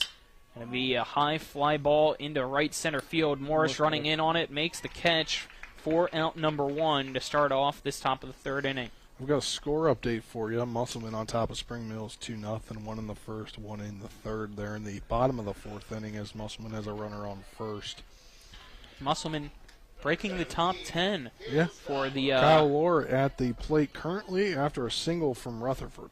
Rankings there. Martinsburg 5th in the state. Jefferson still in first as Washington Caleb falls Stotler out. up. Takes the first pitch from Lupus right down the middle for strike 1 against Caleb Stotler. Yeah, Washington fell out of those rankings. Took some tough losses this weekend. You look at now on a 7-game losing streak. You look at 6. Look at no, it's 7 now. Look at Spring Mills taking a 1-game loss. Yeah. I mean, a 1-run loss to Hedgesville, now just down 2-0 to a very good top 10 Musselman team. They are certainly playing a lot better. From Stotler makes the count now 1 ball and 2 Well, strikes. they beat Hedgesville by 1. Yeah. That's what you said 1-1 loss. Sorry about that. Yeah, they won. So, I mean, they are certainly going to make, some noise come tournament time. Pitch from Lupus. That hit him? Misses the shoulder of Caleb Stotler. Even if it would have hit his shoulder, it almost looked like he leaned into it. I think we would have gotten an appeal from Coach Byler if it would have, but it's still a ball to make the count 2-2. Yeah. Curveball that just didn't break much, and he was just going to wear it as it didn't have a lot of velocity on it because it was a curve, kind of spins off that shoulder, but it didn't. It bit there a little bit there at the end, didn't get him. 3-2 count now. Payoff pitch. Ripped over to the first base dugout off the net. Fortunately missed John there on the first base side, who gives us a thumbs up, but it did hit somebody in the dugout for Berkeley Springs in the chest. But he seems to be okay. So this pitch also ripped, this time over the first base dugout and out of play. Keeps the count at 3-2. 1 out, nobody on base in the top of the third. It's a 3-0 Berkeley Springs lead against Martinsburg. The pitch from Lupus, even outside of the left-handed batter's box, his release point was way off on that one, so it'll be a walk issued to Caleb Stotler to bring up Swink. Yes, he released that one. You could tell he'd carried it way too long. I don't know if his cleat dug in or what have you, but certainly something in his mechanics there went awry and caused him to kind of skip the ball across the line there. So been throwing a pretty good game. Like I said, last inning, couple unearned runs, even though the ball was hit pretty hard. So he's got an out here. He's got to keep these guys at bay this inning. First pitch swinging his Swink. He misses it for strike 1. He had to extend his arms all the way as that pitch was outside. It's an 0-1 count, 1 out, runner on first for the Indians as Swink steps back into the right-handed box against Lupus. Lupus sets on the turf mound. Pitch inside, evens the count up at 1-1.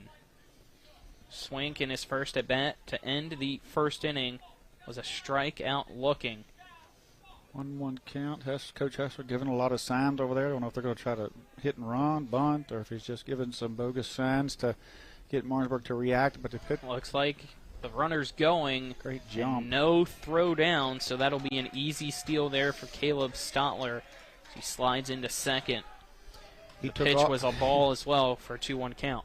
He took off before Lupus ever lifted his leg to come home, and Lupus could have, certainly picked. Yeah. But it was just a great jump, stole it on the pitcher, no chance for Osanovich, and just went in there easily. Pitch from Lupus, fouled off over the press box by Swink to even the count up at 2-2. Game changer has it if you're fouling it as a catcher's indifference or indifference on the defense, but it was a stolen base on the pitcher. So even though just because he didn't throw down, when it's catcher's indifference, it's when you just allow them to go. Off-speed pitch, swing and a miss from Swink. The third strikeout now for Lupus. Will be 2 outs to bring up Barney for Berkeley Springs. Number 20, Tyler Barney. 2 out, runner on second in the top of the third inning. Barney flew out to center field in the second inning. Is only at bat tonight. Lupus checks the runner at second. A fastball going to be ripped way down the third base line or first base line and foul into the bullpen for strike one. Ball was hit hard. Yeah, Barney really got a hold of that one as it landed at the bottom of the wall there in right field. 305 down the line. He hit it foul about 10 foot and 304. 0-1 count now. Lupus. Next pitch to Barney. This one going to be a high fly ball into right center field. Carson Buber, the second baseman, into the outfield, makes the catch for out number 3. So no runs this time across the plate for Berkeley Springs.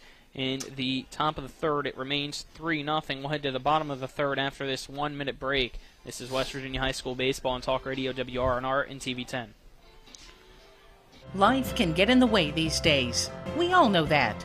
Work commitments, social commitments, volunteer commitments, family commitments. You put your heart into all of it. You've got enough to worry about already. Your roof shouldn't be one of those things. Everything should just work. But when your roof is in need of an upgrade, you shouldn't have to worry about that either. Modern Renovations, your 4-state roofing solution. Reminding you that home is where the heart really is. A reputation for caring. A legacy of service. At Brown Funeral Homes and Cremations, it's been our story since 1880. A family-owned business, we support the needs and wishes of families. We offer traditional services, as well as many options for cremation, customized remembrances, and pre-planning. Brown Funeral Homes and Cremations retains its family atmosphere and stays true to its roots. Contact us for advanced planning, or at your time of loss. We're here when you need us. Welcome back here to the bottom of the third inning. Colin McLaughlin here alongside me is Trip Tobin and Spencer Dupuis. Bottom of the third we go. Top of the lineup due up for Martinsburg, Clement, Sifford, and Morris.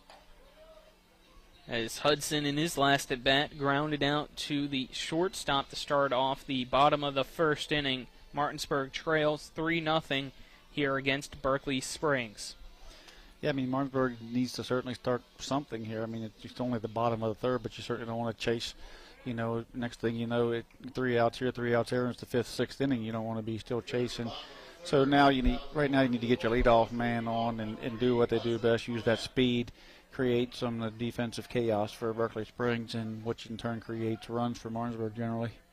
It all starts, though, a lot of times with Hudson here.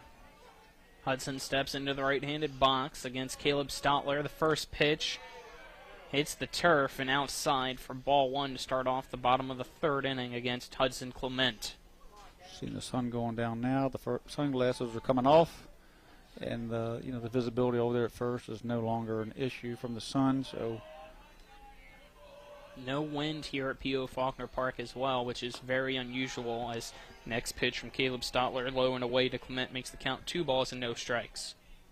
At least not enough wind to cause the flags in the outfield to move. There still might be a slight breeze, but nothing like the usual. Yeah, the breeze plays havoc on some of those flags out there. Pitch inside, fouled off the catcher, Nathan Guzik. And over towards the first base dugout, makes the count now 2-1 against Hudson. That wind gets blowing, blows those flags around, bends those poles over. It's just a good thing that Coach Baller has Vic Lupus to count on. He can go out there and get those things fixed up for him, and he's just a phone call away generally. He's a pretty good maintenance man around here. He takes care of the park pretty well. See him weed eating and doing a lot of things around here, so I have to makes say, himself pretty useful. I have to say, just going around to some of the other parks, Ripped line drive under the legs of Chance Swink, the second baseman, into right field. It'll be a leadoff single by Hudson Clement, as that one had a lot of speed off the aluminum bat and right past the glove of Swink. I was going to say was, you look around at all the other EPAC schools, a lot of nice ballparks. But definitely you could see how much the program takes care of the one here. There's a big picture here, to enhance this, their steps, as things that, that they'd like to get done each year, so they have goals year to year to, get this done, get that done, and have a plan set in place. We want to, in 3 years have it this way, 4 years, So, it takes patience, takes time, takes a lot of money, and throw over to first, gets away from the first baseman, Cole Osler, and goes all the way into the bullpen there down the first base side. So that will allow Hudson Clement not only to go to second base, but to third base as well, with nobody out, and now a runner 90 feet away for the Bulldogs. Yeah, that's the thing. When you when you throw over there, right-handed batters, a lot of times the right fielder shifted just a pinch to the center field. First baseman's trying to hold, tangles up with the runner, and next thing you know, ball gets by and he's on third. No outs, runner on third. Caleb Stotler sets, and the pitch to Sifford going to be a grounder right past the glove of the diving Devin Faith at third into left field. It's going to be an RBI single. Martinsburg now only trails Berkeley Springs 3-1 in the bottom of the third inning. That's what I was talking about last inning when I said you got a runner on second base, you got him in scoring position, you need to score. Something needs to come through. And here we are 1 inning later, and it appears that's starting to happen. They need to keep the line moving here and tie this one up. Back-to-back singles now for Martinsburg to start off this bottom of the third and bring up Isaiah Morris, who singled in his last at-bat. Runner on first, nobody out. 2-run lead for the Indians against the Bulldogs. Stotler sets the pitch, runner going. It's a hit-and-run situation, but the ball is fouled off the bat of Morris to the third base side and out of play for strike one. Yeah, it's definitely good to see him fouling it off there and potentially see him running on the play. Can you stop messing with my headset, please? I didn't know it messed with your headset. Yeah, he's messing with our headsets, isn't he? Yeah, I know. We get a brand new shiny board, and Spencer has to play with it. This one fouled down the third base line, makes the count now 0 balls and 2 strikes. There's a lot to do here. Mike gave us all these buttons. I got to figure out what they do. Yeah, do it when we're not in the middle of a broadcast, please, though. Musselman's opening up the score up there at home, 7-0 against Spring Mills now in the bottom of the fourth and still batting. Morris steps into the left-handed box. Stotler throws over to the first base, sliding in. Sifford head first. He's safe with no tag from Osler. Stotler gets the ball back from Osler. Checks the runner, the pitch. Fastball through the legs of the catcher, Guzik, into the backstop. That's going to allow Sifford, who looked like was going to go already on the throw, to advance easily, head standing up at second base safely. Yeah, I'd count that as a steal. He was going. Well, he would have made it there, but unfortunately the wild pitch gives him, the base on the wild pitch. But I believe if it's right down the middle, like you say, he gets a stolen base, but ball didn't bounce his way, so he'll get reach on there on the wild pitch. 1 ball, 2 strikes to Morris. The pitch outside. Ball 2 evens the count up now at 2 apiece. So runner on second base now with nobody out in the bottom of the third inning. Pitch from Stotler. Check swing, and Morris went around. It's strike 3 for Morris to bring up Edwards with 1 out and a runner on second. That is the third punch out of the evening for Caleb Stotler. The Indians hurler tonight. Morris not happy with himself on that swing. You know, he just kind of fouled it all the way out into the right-handed batter's box and just took a cut at it, couldn't hold back, and was called out on the swing there by hole plate umpire Jeff King. First pitch from Stotler, low and inside against Caleb Edwards for ball 1. What's going to be interesting is when Edwards finally gets into one and has to leg out a double, or see if he gets into the gap, we'll see what kind of speed he does have after sustaining that injury to his hamstring there earlier this year. Runner on second, 1 out in the bottom of the third. Fastball right down the middle from Stotler against Edwards. Make the count now 1 ball and 1 strike. It's a 3-1 lead for Berkeley Springs against Martinsburg here in the bottom of the third inning. Nathan Gusick does a nice job for Berkeley Springs receiving the baseball. If you watch him, he gets it down low and receives the ball. The ball is a breaking ball that he kind of went out and got. Did a nice job for his pitcher there, too, for a 2-strike counts, 1-2 on that. There's that one caught the outside part of the plate. Starting to see this young man find his curveball a little bit, so that'll be interesting as we move forward. Stotler looks at the runner behind him on second. Swing and a miss. Down goes Caleb Edwards. So after back-to-back singles for Martinsburg, it's back-to-back strikeouts by Caleb Stotler to now have 2 outs and bring up Carson Buber. Yeah, Edwards walking back to the dugout, not too happy about that. And that throw over to first now is really big, because now if the ball doesn't get away, you probably have men on first and second or first and third. And this one, first pitch gets away off the hand of Stotler and hits the back of Buber. Jogs his way down to first base to bring up Jordan Canby after the hit by pitch. Canby swinging a hot bat as well. And one of the Bulldogs that's getting hot here as of late, Buber, had a couple hard luck nights at the plate there last week. He's looking to, pick himself back up again. He's, like I say, streaky. He got a great average. And he holds it by having those 3-for-3 nights, but then he might go 0 for 2, 0 for 3. So he's streaky, but you see that in sophomores. That's nothing new, but he's really no longer a sophomore as he's played so much. Throw over to second. Sliding in safely is Sifford. Had that been a lower, like a throw more over and lower, he would have gotten him there. Certainly would have made it close. Yeah. Martinsburg's tying run, and Buber on first. Pitch from Stotler. Ripped. Foul over towards the third base dugout by Canby. Makes the count now 0-1. One thing about Canby, he's got fast hands. We've seen Edwards get beat on that inside pitch. That was pretty much the same pitch that run in. Canby did get a little piece of it. The difference is the pitch before that, Edwards had to chase, had an outside curve. So he's starting to make this work. This one ripped high into right field. Coming in on it is the right fielder, Gavin Barkley. He makes the catch for out number 3. But Martinsburg does finally get a run across the plate. At the end of 3, it's 3-1 Berkeley Springs. We're back in 1 minute. This is West Virginia High School Baseball on Talk Radio, WRNR, and TV 10.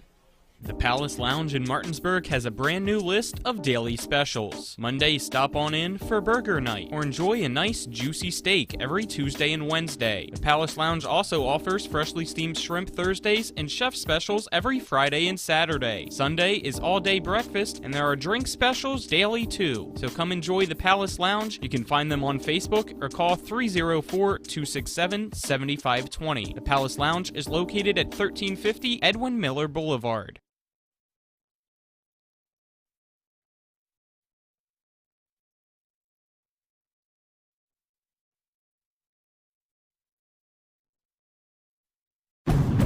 A Honda is more than just a vehicle. It's a gateway to spring adventure. Start your adventures with Honda, the brand owners are calling the most fun to drive. For a limited time, well-qualified buyers can get a 0.9% APR on a 2022 Honda Pilot and a 1.9% APR on a 2022 Ridgeline, CR-V, or Passport. New vehicles are arriving daily at a local Honda dealer. CMA's Honda of Winchester, 3985 Valley Pike. CMA, moving lives forward. See dealer for financing details. 2021 ACSI survey of customers rating the performance of their own automobiles. That was Tripp? Yeah, You're the one that I'm used to singing alongside me. Usually I'm first. I did that during the break. Okay. Well then, Tripp serenading us here at P.O. Faulkner. Yeah. Yep. Due up for the Indians. Could have got that reverb and Thompson. In there. Could have put that reverb in there. That's a new capability. It's a new capability. You got backup singers. Gavin Barkley 1 for 1. He singled in the second inning and later scored one of the 3 runs for Berkeley Springs. The first pitch from Lupus to Barkley inside for ball 1 to start the top of the 4th inning. Lupus, had that great outing against McClancy. Still seem, here we are in the top of the 4th. And this one fouled off by Barkley to the first base side and over towards Charlotte Prather Park up on the hill. Evens count up at 1-1.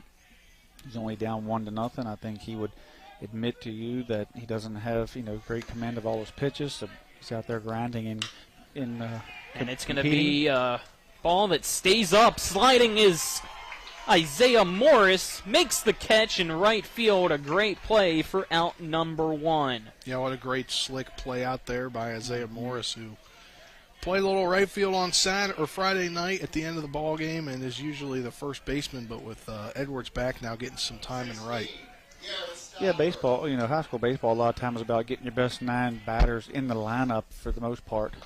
Garrett Stotler swings and misses at pitch number 1 against Lupus for strike 1. And the point there is that, sometimes you have, if you have 2 first basemen and they're both one of your top 9 hitters, and you have to figure out, the best thing for the team there, how to get them involved. And, of course, with Edwards, gimped a little bit with that hamstring and not want him to chase balls down the outfield, it's the right call here. Morris played a lot of right field last year in a very similar scenario, so it's not a new spot for him. Well, you can also put Paulson out there, right? You could, yeah, but I believe they feel like Morris's bat at this point is better, is one of the better in the top 9 at this point, the way he's been hitting. Swing and a miss. Down goes Garrett Stotler. Quick 2 outs here for Michael Lupus. Brings up Evan Thompson, the top of the lineup for Berkeley Springs. On the 71st pitch of the night. And a couple of things with Lupus. Paulson. Paulson's, no slouch. He's got the 300-some average. We see him hitting the ball hard. Yeah. But those throws out there are long throws as well. He's got that arm, and he has to be ready for sectionals. If he can go, it's going to be a big boost for Martinsburg. Talking to Coach Byler, I don't know how much I want to tell on the air, but I know that they're going to be ready for. He's going to be ready to come in when needed during sectionals. Good. Next pitch. Inside to Thompson, evens the count up at 1-1. You might see him tonight. Lupus, fastball, just a bit outside, makes the count now 2-1. I do know he's not pitching Buber on Wednesday. Pitch from Lupus again outside, 3-1 count to Evan Thompson. That's another thing. If he's slated to come in here tonight to close this game, you might want to make sure you got him really well warmed up. So you can't do that when you're in right field. Yeah. Fastball ripped into right field. It's going to slice foul and out of play. Makes the count now full to Evan Thompson. Believe me, being around these EPAC coaches and coaching myself, a lot goes into the thought process of the lineup. It's just not, hey, we're going to play this guy today or that. There's tremendous amount of thought process that goes into how can we put our best lineup in, how can we keep our guys healthy, how can we save pitching as much as possible and set up our pitching rotation. It's a never-ending process when you start the season. Payoff pitch from Lupus right down the middle, caught looking. Down goes Evan Thompson for the 3-up 3-down top of the 4th. Led to the bottom of the 4th with Martinsburg due up after this 1-minute break. This is West Virginia High School Baseball on Talk Radio WRNR and TV 10. So what does this do? Lupus getting comfortable. Whoa. What does that do? I can't hear anything. You can't? Yeah. Are you considering selling your home and don't know where to start? Then call Chris Ross and the Milestone Real Estate Group at Keller Williams. A Martinsburg High School graduate, Chris knows the local market, and he's proven it as #1 real estate team in West Virginia in 2019. Phone Milestone Real Estate Group at Keller Williams at 304-579-7349 or go to callchrisross.com. Let's celebrate your real estate milestone together.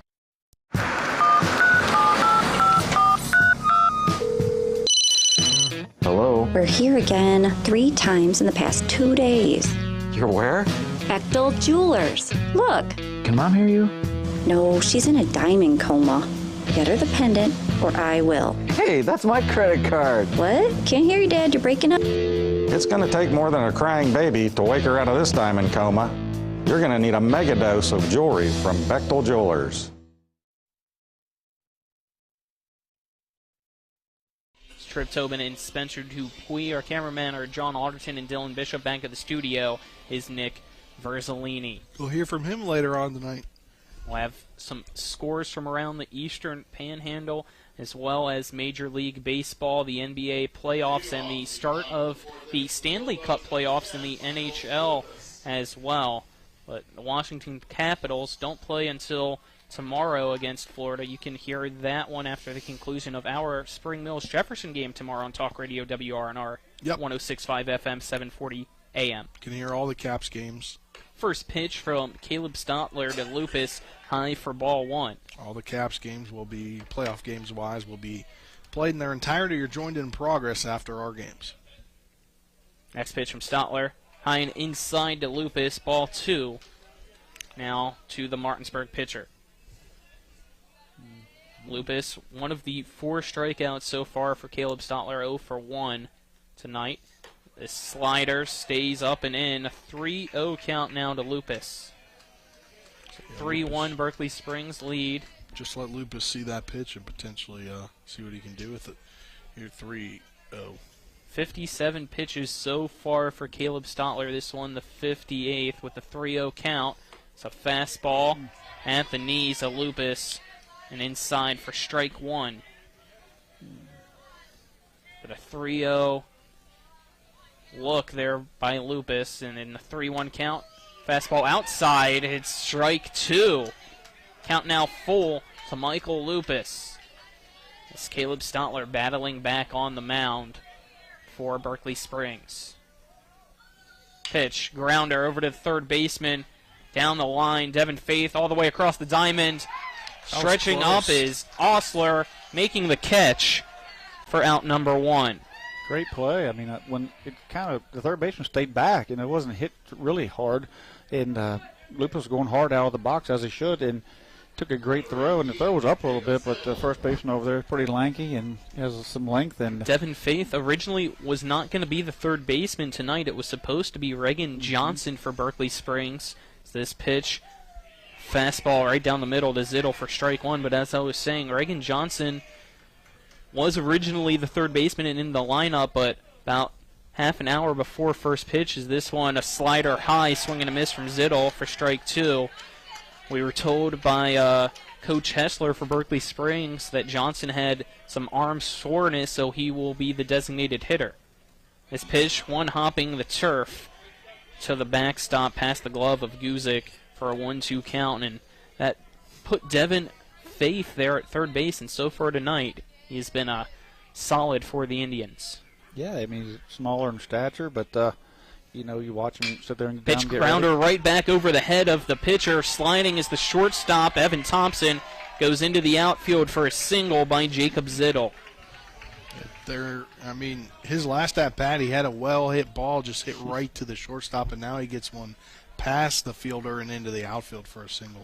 Yeah, it's baseball for you. You know, he really found a barrel the first time up, and just right at the shortstop, and he was out, which made him 0 for 1 in this particular at bat. Gets a chopper that gets through, so things even themselves out. You know, the law of averages generally work out in baseball. Fastball from Caleb Stotler to Matasanovich right down the heart of the plate for strike one. A 1 count, runner on first, and 1 out in the bottom of the fourth. It's Berkeley Springs 3, Martinsburg 1. Caleb Stotler on the mound for the Indians. A fastball, big swing and a miss from Asanovich makes the count now 0-2. Asanovich had to pull his helmet back down after that swing. He just about swung out of his shoes. Back into the right-handed box, down 0-2. Pitch from Stotler. Slider ripped right past the glove of the first baseman all the way into right field. It's going to roll to the glove of Gavin Barkley, but it's going to be a single that allows Zittel to go all the way to third base to bring up Hudson Clement with runners on the corners now for Martinsburg. Big single there by Matt Asanovich. And you're going to see a courtesy runner now, those courtesy of Jason Barrett for State Senate for Jefferson and Berkeley counties, a conservative fighter. Grove. I believe it's Isaac Grove, isn't it? It looks like it. So Isaac Grove will now be the courtesy runner on first. Zittel on third. So one out. So Martinsburg had an out. It was had just hit the ball in a 5-3. Third to first, got him out, and then he had 2 strikes on Zittel. He gets a CNI single, and then they get 2 strikes on Sonovich, and he stays back and goes with, the slider curve off-speed pitch and drives it in the right field corner. So those great piece of 2-strike hitting there. First pitch swinging as Hudson Clemente fouls it over the first base dugout onto the hill for strike 1. And Tripp here, do you think about at least doing a hit and run here? Or I believe he's going to steal here. Steal? That's what I was. If we get a catcher's indifference for Grove to take out the double play. I believe he's going on this pitch. Stotler's pitch, and Grove does go. It's a hit and run right back to the pitcher, who underhand tosses it over to first. So down goes Hudson Clement. Zittel stays at third. Asanovich advances to second with 2 outs now. That's a big out for Berkeley Springs, but Sifford due up after a single in his last at bat in the third.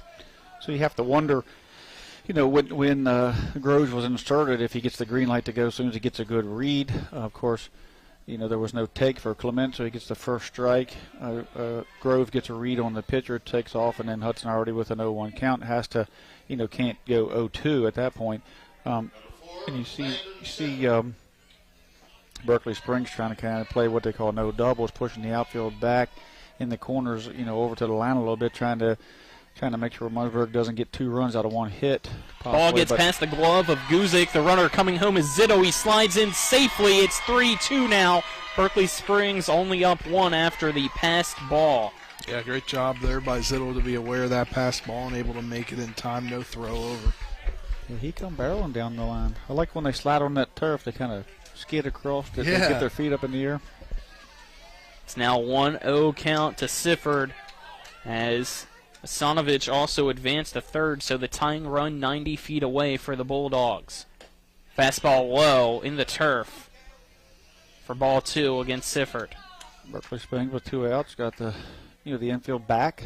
We're trying to get Sifford, going to play for the out here, and hopefully get a ground out, pop out, something the way the way they have set their defensive alignment up, and Martinsburg is looking for Sifford to find some green here and keep this inning going. Fastball takes a wild hop, and it's going to be a tie score. As coming home is Matt Asanovich. We're knotted up at 3. Matt Asanovich's runner, Isaac Grove. That's correct. Thank you. Forgot that we had the courtesy runner there as Isaac Grove was in. Grove come barreling down the line. That ball, the catcher had no chance at that. It skipped, it was what they call a 56-footer that just bounced straight up and went over, into the net, and there was no chance at all for the catcher to make a play or a block or anything there. It was just a wild pitch altogether. And if you're Michael Lupus right now, you got to be happy you're offensively is able to come through and make it a brand new ball game. Definitely. 3-1 count. Grounder over to the third baseman, and it hits off his wrist. Devin Faith trying to shake that one off as it goes through the wickets of his legs into the outfield, so it'll be a 2-out single for Sifford to keep the at-bat alive for the Bulldogs and bring up Isaiah Morris. Yeah, I don't know if they'll give him a single on that or if an error. It looked like it was playable, but it was hit hard. And we're looking, what I like about tonight with Sifford is, he's got a couple of, he's got a couple hard hit balls there on the ground. He had been in a stem of getting the ball up, and that's fine. You get it up at certain times of the. It was an error. Oh, it was an error. Yeah. So that's fine when you get it. Get the ball up and you get it and find a gap, but when you're consistently flying out, it doesn't help your team much. So he's doing a good job of kind of leveling that swing out there. Musselman beats Spring Mills 10-0 in 5 innings. Morris up to bat. Runner going, a pitch way outside. No throw down, so easily advancing to second is Sifford on the catcher's indifference. That was definitely a defensive indifference there. They just let him go. It's hard to believe at this level. Tied up at 3, and Morris flies this one high into the night sky. Nobody knows where trying to track it down, and it's just going to land into the infield. Martinsburg now leads 4-3 on some great heads-up base running there by Sifford. Never stopped. Yeah, the ball was up. as they try to check and make sure that Sifford did touch home plate, and he did. So it is officially now 4-3 Bulldogs on top of the Indians in the bottom of the 4th inning, and Morris on first base. Coach Byler's going to be happy the way that his team's kind of battled back today, and they're playing, aggressive enough that that Sifford was running on that play. I mean, someone has to catch that Even though ball. it's 2 outs, obviously. Yeah. But, I mean, he's got to be happy that his team's able to get back into this one. So pitch from Stotler low and inside to Edwards for ball 1. If you remember correctly, it was Sifford who scored the winning run at the night, the Brett Twigg night, but it started when he ran out a similar play and got a double out of a pop-up. So, Sifford is a great baseball IQ guy when it comes to base running and speed. Ripped into right center field. It's going to be a single for Caleb Edwards as it goes off the glove of the right fielder Gavin Berkeley and by him a little bit, so that'll allow the runner in Isaiah Morris to go all the way to third base. So runners on the corners now with 2 out for Martinsburg. Coming up. Martinsburg is looks like ended possibly the night of Caleb Stotler. We'll wait and see. I think they're Coach just talking Hessler does. strategy here. I mean, he needs one out to get out of the inning. And if he was taking the ball from him, he would have taken it. So when you go back to this inning and you see Lupus grounds out to third baseman, and then you have strike 1 looking, strike 2 looking against Zittel, you're 1 pitch away from having 2 outs and nobody on base. Zittel takes that next play, singles into center field, that next pitch, and then now you have 1 out man on first. Asanovich has 2 strikes. He stays back, drives the ball into right field, some nice two-strike hitting, and then you see things from there, get a little hairy for Berkeley Springs as the inning continues to extend. You have an error on the third baseman. You have a pop fly that lands in the infield. Just chaos ensues after that. But they were, a pitch away from just being 2 outs, nobody on base. And then Martinsburg did a great job of extending those bats, extending the innings. Runners on first and third for Martinsburg as they now lead 4-3 here in the bottom of the 4th after 3 runs have crossed the plate here in this half inning to give the Bulldogs the lead against Berkeley Springs. It's Carson Buber up to bat with 2 outs. I'll bet you Edwards doesn't steal. Caleb Stotler's first pitch inside and almost hits Buber again. It rattles him a little bit for ball there. 1. I think that'd be a safe bet for any betting people. Yeah. I would not suggest betting on high school sports, though. No. Yeah. Just got to put that for the record as this pitch. Caleb Stotler outside to Buber. Makes the count now 2-0. I was saying if hypothetically that would be a safe bet. I think you're looking at Caleb Edwards being a station-to-station guy here tonight. They really need him to stay healthy for this section, of course. His arm. This game does have, significance, of course, and you don't want to lose. But the bigger significance is to play, hard and give it all you got to win here, but come out here healthy as well. Stotler's next pitch to Buber, low and outside, a 3-0 count now to Carson Buber. Is it? You'll let this one come in, or is it green light? You think? He's got a green light? He's got to take. He's going to take. Fastball inside part of the plate, taken by Buber, strike 1. Especially, when you're sitting there with Canby on deck, who's been really hot, so... This pitch does nick the shoulder of Buber, so he'll make his way down to first. Edwards goes to second, so it's bases loaded now for Jordan Canby. Yeah, Tripp was just talking about it. One of the hottest hitters in the lineup right now, and he's going to drive one somewhere. 86 pitches now for Caleb Stotler. Martinsburg's hit around as the first pitch to Canby inside for strike 1. Be a good time for Canby to break that no home run streak here at P.O. Faulkner. I'm calling it. Bases loaded. Well, you're not it's too a bad at calling 4-3 other lead. stuff, Stotler not on that pitch. Breaking ball, big swing and a miss from Canby. Now down 0-2 with 2 out in the bottom of the 4th. I must have really jinxed him when he swung at that one. I called for a home run swing, and he swung at one that didn't make it to the plate. In the left-handed batter's box. Come, Jordan, make people think I have superpowers, right? Pitch above the head of Canby. 1-2 count now. Canby 1 for 2. Singled in his first at bat, flew out to right in his last at bat to end the third. Pitch from Stotler. Ripped into left center field. It's going to be a base hit all the way to the wall. Running over is Berkeley. It's going to score 2. It's now 6-3 Martinsburg with a stand-up double for Jordan Canby to get the 2 RBI hits. Yeah, what an inning for the Dogs so far. The line is moving here in the bottom 4th inning right now, and Michael Lupus wants to help himself out some more here. Just like I said, Canby with a double.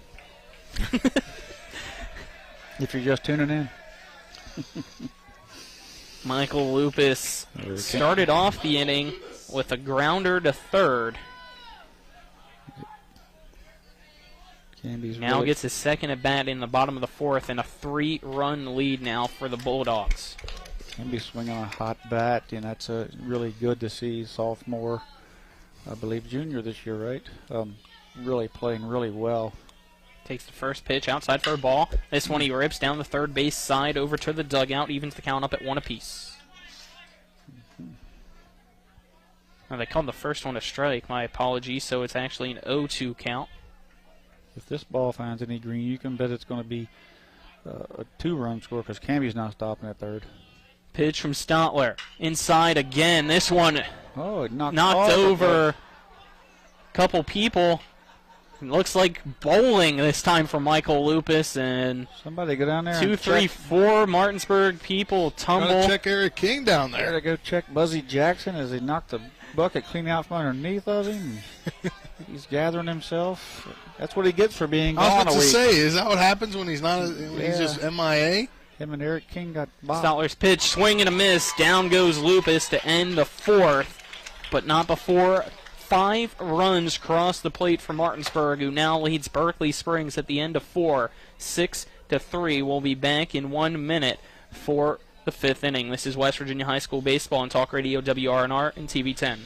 Not sure where to go or who to trust with your flooring project? And start with Trips Flooring, proudly serving the area for more than 25 years, specializing in floor sanding and refinishing, along with installation of new flooring, including hardwood, tile, vinyl, laminate, carpet, and the hottest trend in flooring, luxury vinyl, tile, and luxury vinyl plank. Are you on a budget? Check out their warehouse, cash and carry, or call 304-229-7009, or visit them online at tripsfloorsanding.com.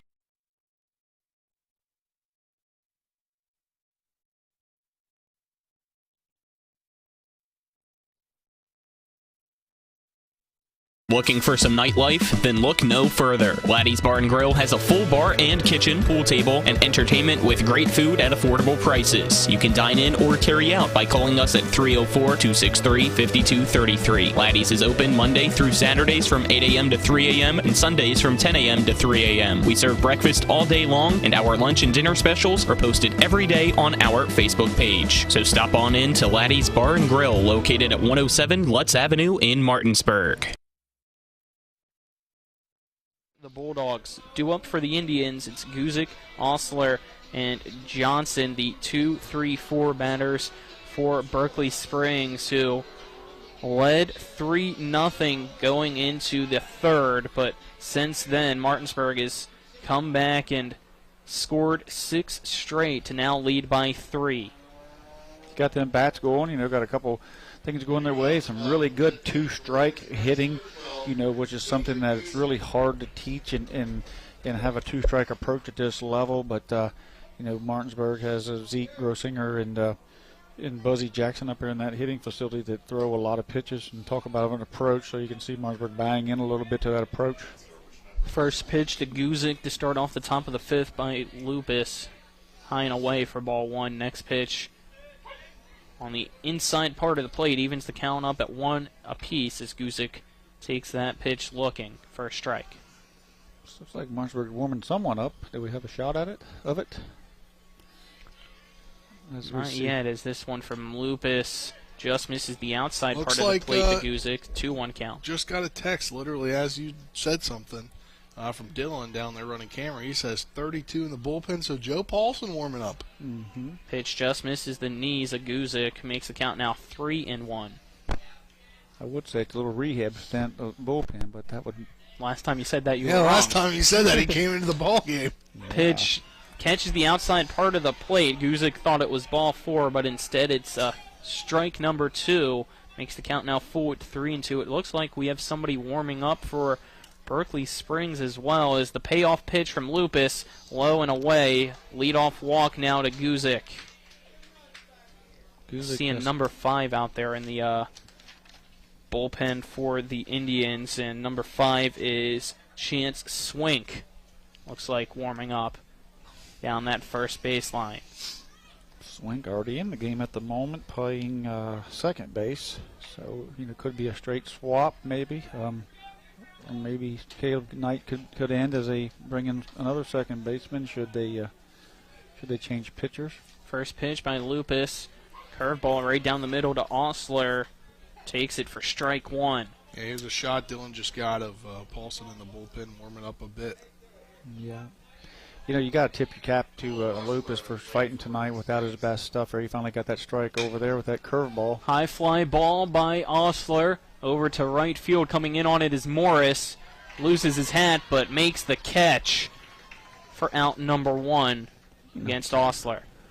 Morris has just played spectacular out there. I mean, he doesn't have your typical, body of an outfielder out there. He's more of a corner guy. He bats in the middle of the lineup. He's more of a power guy. Not really noted for his speed, but I mean he has great reads on the baseball and does a really good job of tracking it and made that look easy. Brings up Johnson. It's 1 for 2 this evening. Runner on first for Berkeley Springs. 1 out in the top of the 5th. Martinsburg leads 6-3. First pitch from Lupus. Off the chest of Asanovich. He rips it down to second base, but no tag from Hudson Clement is sliding in safely as Guzik. Guzik read that dirt ball. Asanovich did a nice job. Couldn't do much. It was a curveball. It bit and hit the plate there. And kicked up, kicked out of Guzik's good speed. He's a catcher. They're not running for their catcher. Apparently, you see why now, because of the speed that he has. Pitch popped up over the backstop and out of play. Makes the count now 1 ball and 1 strike for Johnson. But Lupus has, he's at, I think, 88 pitches, so he's got about 20 left here, but he is, finding some confidence in his other pitches. And I believe you'll see the courtesy runner now for the catcher.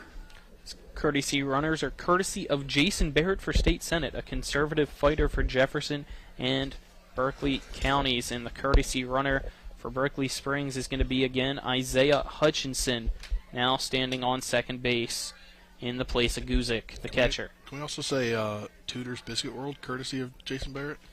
Have to ask him. This pitch low and away to Johnson, 2-1 count. I know you're really excited for Tudor's Biscuit World. I can't wait for the sponsorship opportunities there. I've never been to a Tudor's Biscuit World. I'm going to have to bring them in. There hasn't been one in the Eastern Panhandle. As this one ripped in the left center field, going over to his left is landed Sifford, makes the catch for out number 2 against Johnson.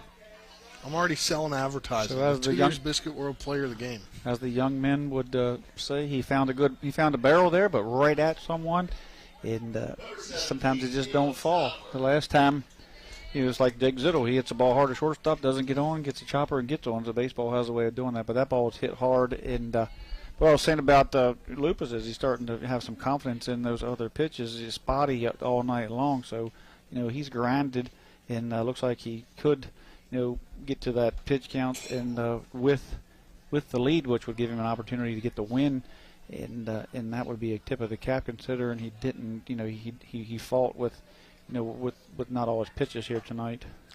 First pitch by Michael Lupus to Caleb Stotler, catches the outside corner of home plate for strike 1. Stotler walked in his last at bat and was stranded on second in his first at bat. This pitch going to be fouled to the backstop, makes the count 0-2. His first at bat, he was the one that got the scoring going. He had a sac fly to center field to get Berkeley Springs a 1-0 lead there in the top of the first. Since then, it is now 6-3. Those balls hit each other in midair. I was glancing down at my scorecard as we had one ball being thrown into Michael Lupus at the pitcher's mound and one back to Matt Hasanovich behind home plate. And for a brief second, I almost thought that they collided. Something created that one ball to kick to the right, didn't it? Probably they collided them. 0-2 count, 2 out. Breaking ball, called strike 3. Stotler gets caught looking. That sends us to the bottom of the 5th now. Martinsburg still on top, 6-3 against Berkeley Springs. 1 minute break. This is West Virginia High School Baseball on Talk Radio WRNR and TV 10. Heffley Motor Company, just off I-81 at 993 Hedgesville Road, is a family-owned and operated business providing the Eastern Panhandle with the highest quality pre-owned vehicles and customer service since 1997. Heffley is a pre-owned Carfax Advantage dealer. We're proud to be your partner, serving the community. You're local, we're local, so why not buy local? Call us at 304-267-7172 or see us at 993 Hedgesville Road. And if you want to sell your car, we buy cars too. Check us out at Heffley.com. Heffley Motor Company, a nice place to do business.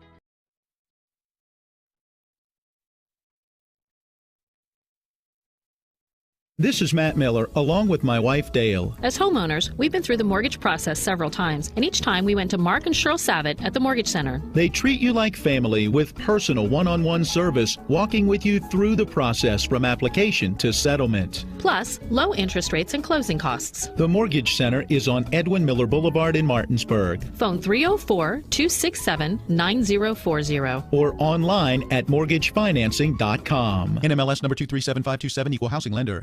Our Spencer Dupuis alongside me, trying to break his phone, it sounded like there. Trip Tobin to my right. Got a little cameraman. static. He doesn't like it when I have something to say as they're coming back in. I need one of those timers so I know. Like, you can. Colin's got to put it right here. You can mute me anytime. Then it's in my way. But let me give a shout out to our cameramen before you guys keep bickering. Get a room. Cameramen are John Alderton and Dylan Bishop. Back at the studio is Nick Verzolini as he chuckles at me trying to stay in between of Spencer and Tripp here.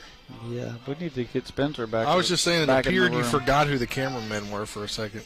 You said the cameramen are... Well, that's because you guys were going after each other, and I had to break it up. I pulled them... I muted us both for you, and then you just forgot who they were for a second. You can admit that, Colin. He's got a lot going on. He's got the mute button. That brings up Zittel, followed by Hasanovich and Clement for Martinsburg. First pitch from Stotler going to be a grounder over to the shortstop, Thompson. Fires it across to first base. Stretching out is Osler. Down goes Zittel. One pitch, one out to bring up Hasanovich. Yeah, another hard hit ball, or a chopper there, but a good bat on ball there. Whatever Tripp would say. Zittel certainly has had some hard luck, at bats. That one there was just a ground out there short, and he'll accept it. But the fact that he ran hard, ran it out, he's keeping those Ks down to a minimum. Those strikeouts is a plus here going into the sectionals as he's having some quality at bats and some good swings. Martinsburg can't let up here. I mean, it's only a 3-run game, so they really need to continue to put, runs on the board as Lupus, starts to wear down a bit, and Berkeley Springs won't go away. First two pitches to Matt Hasanovich, high and inside, 2-0 count now to the catcher for the Bulldogs, who is 1 for 2 this evening. Berkeley Springs is sort of like Spencer. They just won't go away. They keep showing up. Caleb Stoller's curveball into the turf. 3-0 count. Well, you won't have to see me tomorrow, Tripp. Oh, man. Could we send him down for hot dogs? No, because he has to change the camera angles unless you want to do that. I'll do it. For TV 10. You're good at pressing buttons over there, Tripp. 99th pitch coming here for Stadler. 3-0 count, fastball.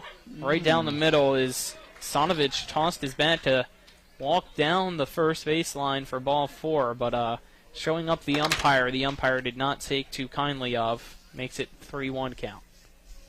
Hasanovich is the catcher. He's got a... This one is definitely ball 4 as it's inside. So that'll send Hasanovich down to first base. Bring up Hudson Clement, and as Hasanovich touches first base, he will jog into the dugout, and we'll have a courtesy runner. And this courtesy runner is courtesy of Jason Barrett for State Senate, a conservative fighter for Jefferson and Berkeley counties.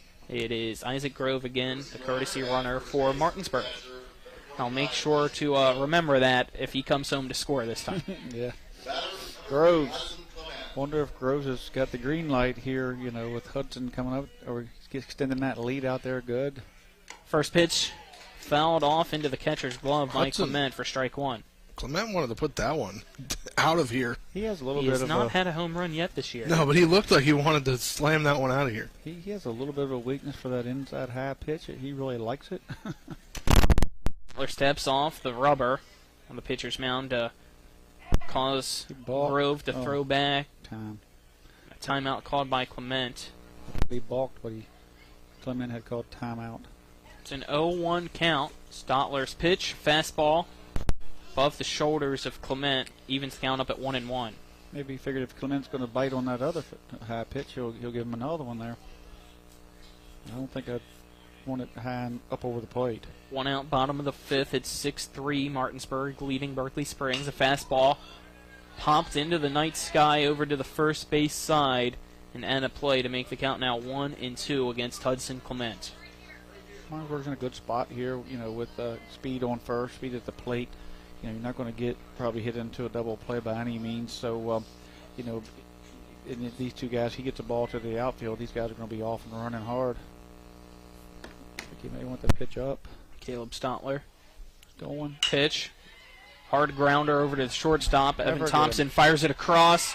Sonovich, not in time. He throws over to the third base side. It gets past the glove of Devin Faith.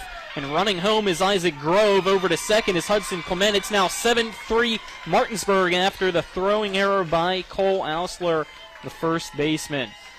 Yeah, when that ball, he was hit and run, and when the shortstop had to go to his right, for that play, and that's just always going to cause any shortstop a lot of trouble trying to get Clement as he hustles down the line. But great instincts by Grove. That's nothing really that the Coach Baller can call there. He's seen the ground ball, he's seen the throw, he was off and running, he just never broke strike out all the way back to third. Forced the defense into some chaos. Next thing you know, they throw it away. First pitch swing, it's going to go over to the shortstop. Another long throw for Thompson, and it's just short, so an infield single for Sifford. Advancing over to third now is Clement, so with one out, it's runners on the corners, the bottom of the fifth for the Bulldogs. That don't seem like much when you're watching it on film or you're watching it at home. But anybody who's followed Martinsburg knows that, Sifford had been lifting the baseball and, not getting some quality at bats there. And he was really worked on, leveling that swing, getting that swing down, hitting the ball down, using his speed. And today we've seen 3 out of 4 times. So that's just a great preparation. First pitch swing, and it's right in between first and second base into right field. It's an RBI single for Isaiah Morris as advancing to third is Sifford. It's now 8-3 Martinsburg, leading Berkeley Springs in the bottom of the fifth. That was pitch 106 there from Stotler, so you got to figure this may be his last batter. 3 straight singles now for the Bulldogs in the 1-2-3 spots of the lineup. And that was good. That was a great hit and run there. Yeah, I was about to say great hit and run on that one. And that forced the second baseman to vacate the hole, and then left-handed batter. First baseman holding, left-handed batter. Second baseman goes to second to cover the bag, and that leaves the whole right side of the infield open at that point, and for Morris to hit through as he moves on. Swing and a miss. The throw over to second, and sliding in and tagged out is Isaiah Morris for out number 2, and staying put is Sifford at third. Sifford not getting a great read on that, so he's kind of telling the dugout, hey, this is what I'm reading. You can see him over there talking to me. I don't know. I'll ask him later on if he was making some excuses there, but generally when they throw through like that, you can get a read from third base. But at that point, he's kind of held tight and thought maybe Morris had the base stolen. But great throw by the catcher, dead on the spot. So now 2 outs and a 1-1 count after this pitch from Caleb Stotler, low and outside to Edwards. Runner on third. It's an 8-3 ball game for Martinsburg as they lead Berkeley Springs in the bottom of the fifth. They'd let a runner go earlier just on defensive indifference, and they go after this guy on first and third. Stotler slider, hard grounder. Charging forward is Thompson. The throw to first, caught by Osler for out number 3. 2 runs cross the plate for the Bulldogs. They now lead 8-3 after 5. We'll head to the 6th after a 1-minute break. This is West Virginia High School Baseball on Talk Radio WRNR and TV 10.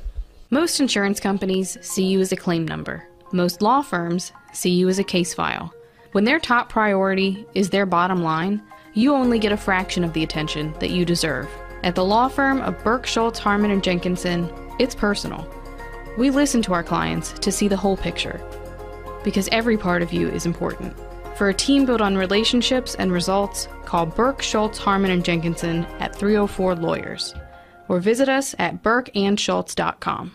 With 4 new car dealerships and 4 used car dealerships in 3 states, Parsons is the largest used car and fastest growing new car dealer in the tri-state area. Take Parsons Ford with huge savings on hundreds of new Fords, financing from 0%. Parsons' goal of financing for all, and Parsons' famous above-market trade-in allowances that help make Parsons #1 for used cars too. See why so many won't buy anywhere but Parsons Ford in Martinsburg. We became #1 by making you #1 first. Parsons.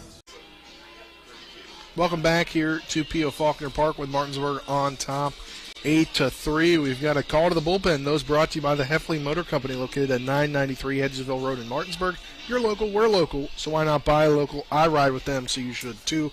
Michael Lupus's night is done after 5 innings, 4 hits, 3 runs, 1 earned, 3 walks, 6 strikeouts, 93 pitches, 57 for strikes, and he faced 23 batters coming in for his second appearance here in the last week or so, I guess last 5 or 6 days, is Joe Paulson.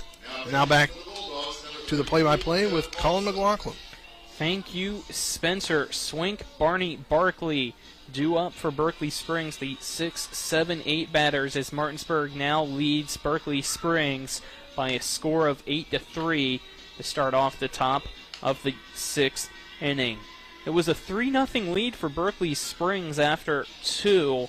But since then, Martinsburg has lit up the score card as well as the hit column, and they now have 12-team, as Tripp to my right would like to say, and an 8-3 lead.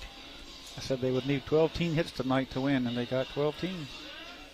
And they're up by 5. You said they, Spencer said they would need something in the teens. I said at least 12-team. So. You know, can I say that I ride with Heffley Motor too, or can only Spencer say it? Oh, do you? My son rides with Heffley. He got his new truck there. My boy's going to WVU. Went and got, he talked to Rich, and he got us a nice SUV to get him back and forth, and all-wheel drive as he drives back and forth.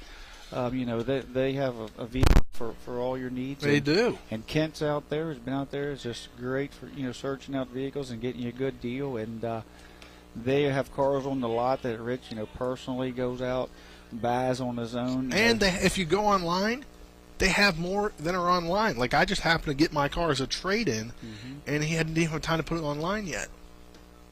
First 2 pitches to swing from Paulson, low and away. It's now a 2-0 count. They do a great job out there. Great family-owned business, just honesty, integrity, and just a great job. This pitch taken by Swink. Makes the count now 2 balls and 1 strike. So I ride with them too. My wife rides with them. Do you personally ride with them though, True? Both of my work vans come from Heffley, so yeah, I ride with them every day. There you go. Pitch from Paulson, high and inside to Swink. A 3-1 count now. And when I have to ride in my wife's SUV, I have to ride with them. He did. Pitch high and inside again, so a lead-off walk issued by Paulson to start off his relief on the mound, and Swink will now stand on first base to bring up Barney. Can't say enough about how good Heffley Motor Company is, though. They're great to me. Everything I said in that ad, 100% true. I told him to treat you well before you went out there. I didn't want to say that, but if you mentioned me. Rob Mario got that, though. Scoring the bunt from Barney down the third base side. Off the mound is Paulson. He throws it over to first, but not in time, so it'll be an infield single by Barney. And Swink on second. No outs, 2 runners on to bring up Gavin Barkley. Great job of Berkeley Springs keeping Martinsburg. I think he wanted that ball up the third baseline a little more. to make it a solid base hit, and he got it closer to Paulson than he actually wanted to, but far enough away to force Paulson off the mound and throw. So Berkeley Springs, like Spencer, not going away. Pitch from Paulson, outside corner, called strike one to Gavin Barkley. Barkley, starting quarterback football season for Berkeley Springs, as well as a star basketball player who's committed to Potomac State to continue his basketball career, and he flies this one over the first base dugout and end of play, now behind the count 0-2 against Paulson. He won't have to change colors. That's true. He can all his gear will stay work. blue and gold. Great school up there, 2-year school, allows you to transfer your credits over to WVU easily and other colleges in the state. Marshall. Grounds this one over to the third base side, foul. Keeps the count, no balls, 2 strikes for Barkley. Barkley 1 for 2 tonight. Singled in his first at bat to center, flew out to right in his last at bat after that great catch by Isaiah Morris. Runners on first and second for the Indians in the top of the 6th. Pitch from Paulson, again fouled off by Barkley to keep the count at no balls and 2 strikes. It's 8-3. Martinsburg leads Berkeley Springs by 5 runs here in the top of the 6th inning. Joe Paulson sets, looks at Asanovich for the sign, then checks the runner behind him. Pitch. One hops off the turf, but Asanovich keeps it in front of him. The count now 1-2 as the runners stay put on first and second. I think one hopped into his hand. Asanovich did a great job there. He come completely out of his crouch over to the batter's box, did all he could to make himself as wide as possible. He's not. I thought it was still going to be on the ground, but it was in his hand. Swing and a miss. Down goes Barkley. Paulson gets out number 1 via strikeout to bring up Garrett Stotler. Number 16, Garrett Stotler. Stotler struck out twice so far tonight in each of his at-bats. It's now 1 out. Runner still on first and second. Barney's the one on first. Swink is the one on second. Pitch. Scoring the bunt, and it goes right back towards the pitcher. Paulson comes off the mound, throws it over to first. Edwards makes the catch for out number 2, but both runners advance. And that brings up Evan Thompson back to the top of the lineup now for Berkeley Springs. If 2 weeks ago you were to say Paulson at the mound picks up the bunt, throws it over to Edwards at first, I don't know how many people would believe you, because it didn't look like either of them were going to be in that position at this point right now. He sure didn't, and it's just so good to see him out there. Like I said, it's just you hate to see those guys, especially their senior season. Him and Riley and Bub and Edwards all out at one point in time, and it was just really tough to watch. Those guys are great baseball players, great impact players in the EPAC, and just tough to watch them. Thompson takes the first 2 pitches against Paulson for strikes, so it's now an 0-2 count to Evan Thompson. Those were 2 perfect pitches there. He's having a little fun out there locating his pitches. That's what you do when you come in these kind of stints. You kind of try to use all your pitches, try to just rehab yourself back.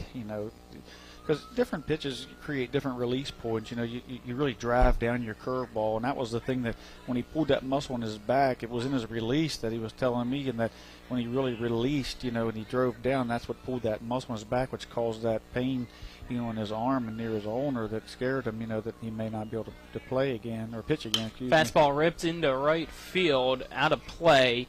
Back-to-back foul balls keeps the count at 0-2. With the runners on second and third for Berkeley Springs. An 8-3 Martinsburg lead. I feel like the cops are coming up Sycamore pretty hard. Paulson sets on the mound. Checks the runner on third twice. The pitch ripped over and out of play down the first base side. Keeps the count at no balls and 2 strikes. Well, that one almost hit Evan Thompson as got a new ball from the third base dugout, and he had to dunk back. Sonovich kept it from hitting the chin of Thompson. I thought Tripp was going to make a joke out here about me, that they weren't coming for me or something. I wouldn't do that. Pitch. Inside corner, called strike 3. Paulson gets the punch out to end the 6th, and Berkeley Springs Strands 2 will head to the bottom of the 6th. It's 8-3 Martinsburg. This is West Virginia High School Baseball on Talk Radio WRNR and TV 10. We're back in 1 minute. When will I be able to retire? How do I make the most of the money I have? How do I leave a lasting legacy to my loved ones? I'm Philip McCoy, financial advisor with the Mirius Group, a private wealth advisory practice of Ameriprise Financial Services Incorporated. Call us today at 304-263-4343 to help you make the most of your financial future. Our office is located at 1270 Winchester Avenue, Martinsburg, West Virginia. Ameriprise Financial Services Incorporated, member FINRA and SIPC. Hi, this is Rob Mario. Larry DeMarco, broker of Modern Realty Results, believes he has some of the best real estate agents in the Eastern Panhandle. Agents at Modern Realty Results have years of experience and knowledge of the local real estate market. Agents within the office work as a team to provide quality customer service. We strive to always ensure client satisfaction through handling every transaction with honesty and integrity, all while offering competitive rates. Modern Realty Results is veteran-owned and managed. Please call 304-262-4222, modernrealtyresults.com. To P.O. Faulkner Park here. Bottom of the 6th inning, Martinsburg on top, 8-3. We've got a call to the bullpen. Those brought to you by the Heffley Motor Company at 993 Hedgesville Road in Martinsburg. You're local, we're local, so why not buy local? I ride with them, so you should too. Styler goes 5 innings, 12 hits, 8 runs, 2 earned, 3 walks, 5 strikeouts, 109 pitches, 65 of those for strikes, facing 31 batters. Coming now into pitch. Don't have it. Chance Swink. Chance Swink. Yep. And now back to Collins, play-by-play. Chance Swink will go in relief-wise from second base, and look like on second base now is Devin Faith, who was at third, and over to third it looks like will be Caleb Stotler, the pitcher. So there you go. Those are all your defensive changes. Martinsburg has 8 runs on the board. Only 2 were earned. Stotler went 5 complete, give up 12 hits, 8 runs, 2 earned, 3 walks, 5 strikeouts. Early in the game he had Martinsburg, he put up, over 3 innings. Martinsburg only scored a run. And then things kind of went awry there in the 4th inning with a couple errors and some faux pas there. And that dropped fly ball in the infield kind of was his undoing, caused his pitch count to get way up. And so now you see they had to go to relief. Went to Swink here, a little smaller in stature, but certainly capable. He stands up on that turfed mound. First pitch going to be ripped in the left center field by Buber. It's going to go all the way to the wall. And Carson Buber hustling his way around second, over to third. The throw coming in, not in time, sliding in safely for a leadoff triple is Carson Buber to start off the bottom of the 6th inning for the Bulldogs. And I do believe Carson Buber, let me pull this up as I had to reset the Game Changer app here on my phone. I believe since you're running the scorebook over there, he is besides Lupus, who's now out of the ball game, he's the only person, or he was the only person without a hit in the ball game. Yeah, Buber had, he'd been, again, you don't want to say, but he's slumping, but for him, who generally, who averages, a few hits a game, the last couple of games hasn't been able to get up on that hit board much and not having great at bats, so that was good for him to get in there and get some of that confidence back up. Hitting is, there's a lot of confidence there. First pitch to Canby, taken inside for a ball from Swink. And hitting is a lot. You have to have confidence to hit. You need confidence, and when you start to second guess yourself, that's when the averages and the bad at bats continue to pour on one after the other. Pitch catches the outside corner of the plate, evens the count up at 1-1 to Canby. You watch this Berkeley Springs team, you can certainly see how they were very successful against teams in that Double-A tournament up there, playing as they were, had a few wins up there against, and some significant, wins up there, won by dominating fashion a couple of times. So, this team, certainly has an opportunity in the AA section to make some noise. 2-1 count now to Canby against Swink. Pitch. Hard grounder over to Thompson, and it's going to bounce off his glove into his face. Yeah. As a timeout called on the infield to check and see if Thompson's okay, as that one looked like it might have hit him in the mouth. That's going to allow Buber to come home and score, make it now a 9-3 ball game for Martinsburg, and in safe as can be at first. But right now the worry is if Evan Thompson is okay there at short. Yeah, I mean, if it got him in the face or in the Adam's apple, but knowing the speed of Canby, the ball was kind of a do-or-die play. Come rolling in, glove side, it rolled up that glove, caught him in the palm, and then rolled up that arm, and then it definitely got him under the chin or in the face, because we seen the ball at that point ricochet back towards the infield as it caromed up through his body there. But it looks like it got him in the face, but not directly in the nose or mouth. It looks like he may have got that face turned just in time, as we're going to see the trainer come out and double check on him. They ruled a single, by the way.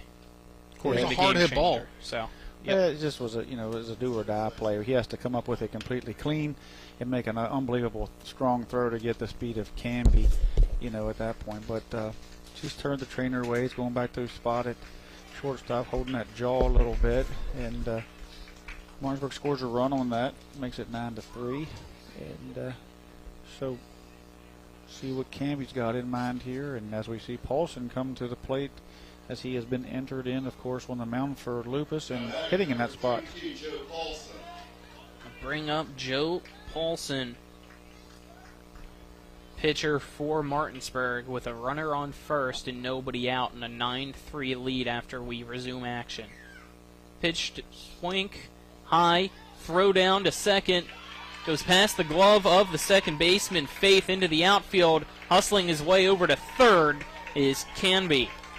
Such speed they have in this lineup. When they get multiple hits, especially out of the speedsters and in Clement, Sifford, Hudson, when the catcher gets on, Groves is running. I mean, they can create problems for defenses on the base paths, and that's certainly one of their strengths that each team has to deal with. And we see it when they play.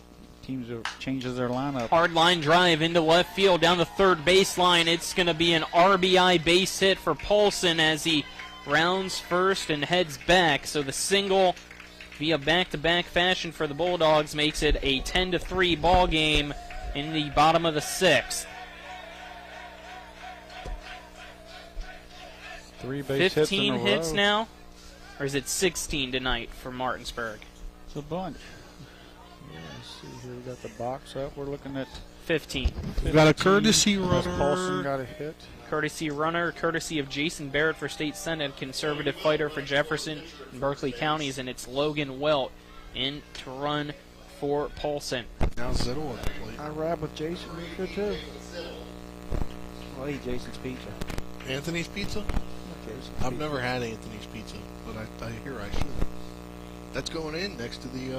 He should bring you something here to us. First pitch from Swink to Zittle, outside for ball one. You missed it. He was on Eastern Panhandle Talk today. Any business that wants to bring us food, we'll talk about him on the air. We will. I'll even do a food review.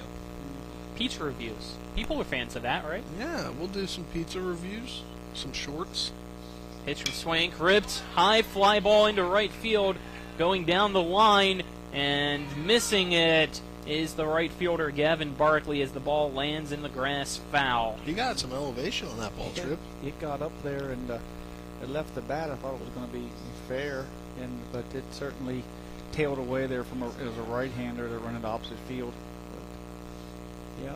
It's now a 1-ball, 1-strike count for Zittle. The runner on first, and nobody out here in the bottom of the sixth inning. A 10-3 Martinsburg lead against Berkeley Springs. Swink's pitch, high, runner going, almost takes the head off of his pitcher. Nathan Guzik's throw was low, and it one hops into the outfield, but sliding in safely is Paulson. That's Wilt out there. Oh yeah, Wilt. Thank you. It was all that Jan Swift could do to get out of the way. He threw it right at him, and he had to bail. It was going to catch him in the midsection or below. And he completely ducked out of it there. But it's another stolen base as you see Martinsburg continue. Rack 'em up. Once they get that lead and get in aggressive mode to get those ears pinned back, to get aggressive on the bases. Pitch. Called time before the pitch went right down the middle, so little call time. It's a 2-1 count. I'd like to have that pitch back. All this talk of food, I wonder if I could maybe get another job with WRNR and be like the food tester for cooking with Kresha. Oh, you gotta ask Mike about that. Ask Kresha as well. I think Mike might be booking for her though. Pitch outside, 3-1 count now to Zittel. I think he booked Jim there and be the help. I think we're shooting a second episode here this week. And she can cook. Haven't had Big ZD in a while. Probably why Mike is such a big boy. You said that, not us. You said it for the record, Mike. For the record, it was all Trip. This one, high fly ball in the right field. Coming in on it is Berkeley. Drops it. It went in and out of his glove. The error by the right fielder allows Wilt to third and Zittel to stay at first. And disaster striking for the Indians here late. Mm-hmm. Yeah, he was camped under it. It just hit the glove and come out. There was also no outs in this inning. Yeah, so Groves had to hold up there. Did a good job. Once it dropped, not much he could do. But, they got up in that night sky. And once again, like you said earlier about his foul ball, it got way up, above the lights there, which caused some havoc. But he did appear to gather it in and just caught the palm of the glove and, popped out. And like you said, it's just a disaster here for late in the game here for Berkeley Springs. We played so well up into the fourth inning. Pitch from Swank, high and away. Matisanovich for ball one. Runners on the corners, nobody out from Martinsburg as they lead Berkeley Springs 10-3 in the bottom of the sixth. 3 runs away from a 10-run rule win for the Bulldogs. I wasn't going to say that yet. But pitch. You said that. Low and inside to Asanovich, 2-0 count. I'd be interested to see Asanovich's batting average since he's borrowed that red bat, or I guess been given that red bat from Isaiah Morris. Not sure. Swank checks the runner at first. Pitch in the delivery in the turf. 3-0 count now to Asanovich. Asanovich in his last at bat in the fifth walked and later scored the 2-run bottom of the fifth inning for the Bulldogs. Looks like Zittel is okay to sit there until Swank either throws a strike or he gets a good read on him there, And this pitch outside, 4-pitch walk will load the bases here for Martinsburg. Actually, Groves is there. And we'll get another courtesy runner, courtesy of Jason Barrett for State Senate, a conservative fighter for Jefferson and Berkeley counties.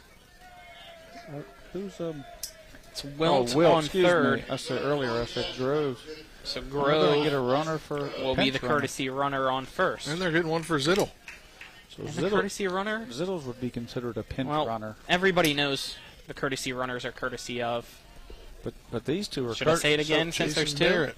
Understand. I know, but I just said it for the one. Should we say it twice in a row? Just say it's courtesy of Jason Barrett. Courtesy of Jason Barrett. Understand. For those of you that might have forgot. Listen, that guy on third, he's running for the pitcher. That's a courtesy for the pitcher. That's a courtesy for the catcher. That's a pinch runner. So he's actually in the game now. Okay. Can he come so back? It's not a courtesy runner. Can they pull him out and put Zittel back in as the DH? Yeah, is that the rule? One time, yeah. Okay. Mm-hmm. So that's what they're going to do. So bases loaded, and it's going to be ripped into right center field. Ball rolling all the way to the wall. Everybody coming home to score. Martinsburg wins via mercy rule on a base-clearing triple by Hudson Clement. Final score, 13-3. Bulldogs beat Berkeley Springs. Great job there. I mean, he walked it off. I thought he might really push this for the player of the game with that when we missed out on the other day. But we did get an interview with him, but maybe we can talk to him, a couple of these Bulldog hitters here tonight. We'll have to figure that one out during this 2-minute break. We'll be back for the post-game show after that. This is West Virginia High School Baseball on Talk Radio WRNR and TV 10. Hagerstown Ford continues to be your leader in car sales up and down the I-81 corridor. We will beat any and all competitors' prices, and we've made buying a new car easier than ever with one-day delivery better than Amazon and a return policy better than Walmart. Your satisfaction is our guarantee. If you don't like it, simply return it and we'll come pick it up. No questions asked. Why would you shop anywhere else? At Hagerstown Ford, we take great pride in our community and supporting our local student athletes. That's why Hagerstown Ford is the official car dealership of Shepherd Rams quarterback Tyson Bagent. Our remote buying process has made new car shopping so easy, you'll never even set foot in a dealership. Simply go to HagerstownFord.com and click on the car you want to buy it, or use the Axle Auto app. It's that easy. You can order your new car on any device. Go to HagerstownFord.com and get your new car signed, sealed, and delivered from Hagerstown Ford.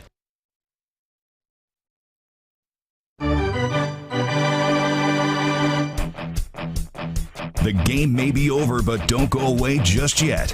We've got a complete game recap, analysis, stats, the player of the game, and we'll prepare you for our next broadcast.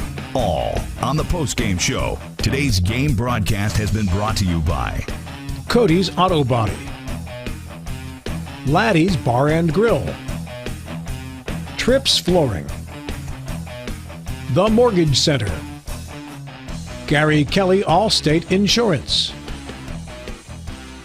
Burke, Schultz, Harmon, and Jenkinson, the Heffley Motor Company, the Palace Lounge, Farmers and Mechanics Insurance Companies, Milestone Realty, and by WVU Medicine, Berkeley, and Jefferson Medical Centers. So let's return to the field and rejoin our Talk Radio WRNR broadcast team.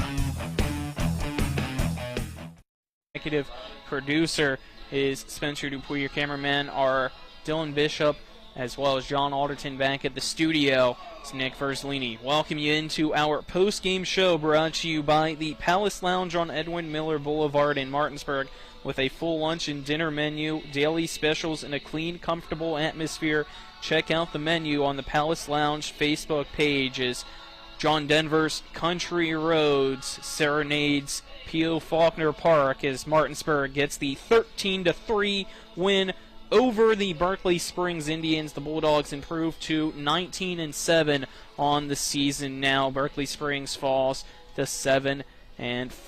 And Tripp, it was Berkeley Springs, the aggressors, as we get into our game summary. They led 3-0 through 2 innings of great work on the mound by Caleb Stotler.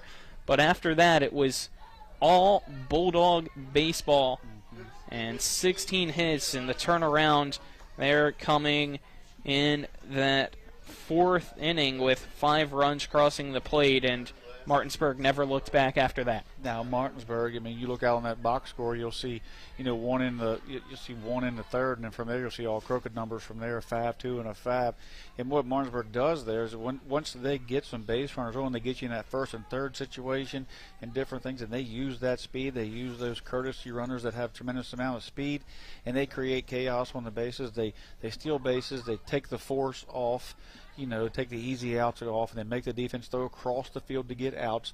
And once that happens, then that and the speed it creates problems and errors. And you can see one time where they they had a man on first who stole, and then he kept going to third. The throw to first went back to third. It got away.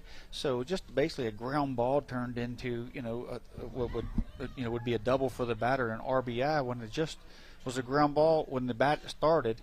It was a man on first, and it was a ground ball, basically in a hit and run. That hit and run turned into a run and a man on second. So that's how they can create runs. They use that speed. They put the ball in play.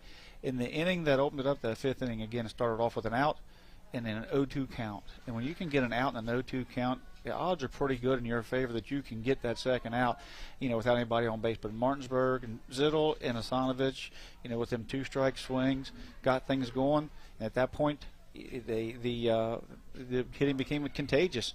And Lupus fought all night long with not always the best stuff. So that was just a tip of the cap to him to stay in there and get that win. And just a great night all around for Martinsburg baseball as they rebounded from that loss Friday night with 16 hits tonight.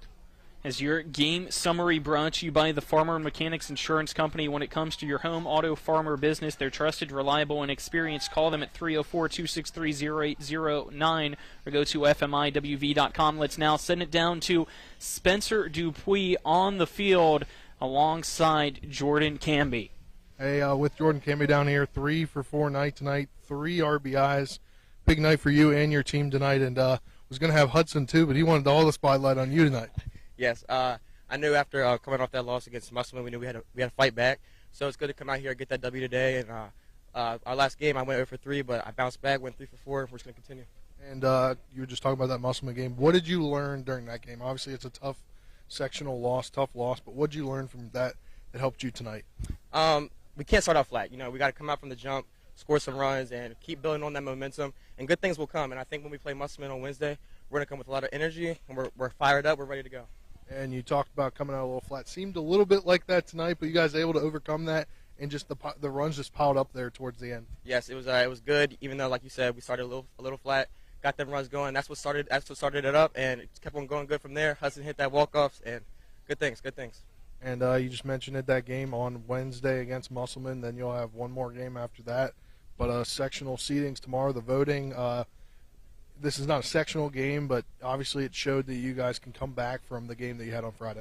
Yes, and with this momentum, we're going to come out on Wednesday with the same energy that we had tonight, that even though it came in the third inning, we're going to try to start that in that first inning against Musselman, bring that energy, and we can come out with that W. All right, thanks, Jordan. Congrats on being the WV Medicine Player of the Game. Thank you. All right, we're going to keep it here, and Coach Bauer's going to come in and let everybody cheer over there while he walks off the field. Obviously, didn't start off the way you wanted it to, but everything kind of came towards the middle of the ball game. Yeah, I thought we came out flat, but I think when you look, obviously with the voting tomorrow or due tomorrow at noon, I think when you look at our whole body of work, 19-7, we played some really, really good teams. You beat a quality Morgantown team who's ranked 4th. You beat a quality Washington team who's been in and out of the rankings. I just hope that we don't put all our votes in the one game last Friday basket. And you talk about that, obviously it's a different team from Friday night to this night. What did you tell your team going into this game? Well, I think we just need to play loose. I think Friday night we were tight for no reason.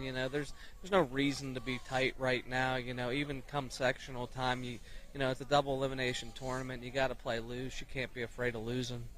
And last week when you guys were playing on all cylinders against Washington and against Hampshire, you had double-digit hits, and now you did the same thing tonight. Was there any kind of thing you told your team about their approach to the plate tonight? No, I think we just finally started getting ahead and hunting fastballs. Against Dillon, it seemed like we were behind all night in the count, and he kept us off balance. And we talk about all the time. Hitting's easy when you get yourself in 2-0, 3-1 counts that can hunt fastballs, and I thought we did that tonight. All right, Coach, congrats on the win. Best of luck on Wednesday. Thanks, Spencer. All right, back up to you guys. Thank you, Spencer, and thank you to Jordan Camby as well as the head coach for Martinsburg and Aaron Byler. Now let's get into our game stats brought to you by Chris Ross and the Milestone Real Estate Group at Keller Williams. Buying or selling a home, call them at 304-579-7349 or go to callchrisross.com. And before we get to our stats trip, well, I just want to say, we talked about the player of the game. Before we leave that, I just want, you heard the crowd when Jordan walked off. He's such a crowd favorite, and you can see the enthusiasm he brings, and just a great young man, and just happy for what's going on in his life.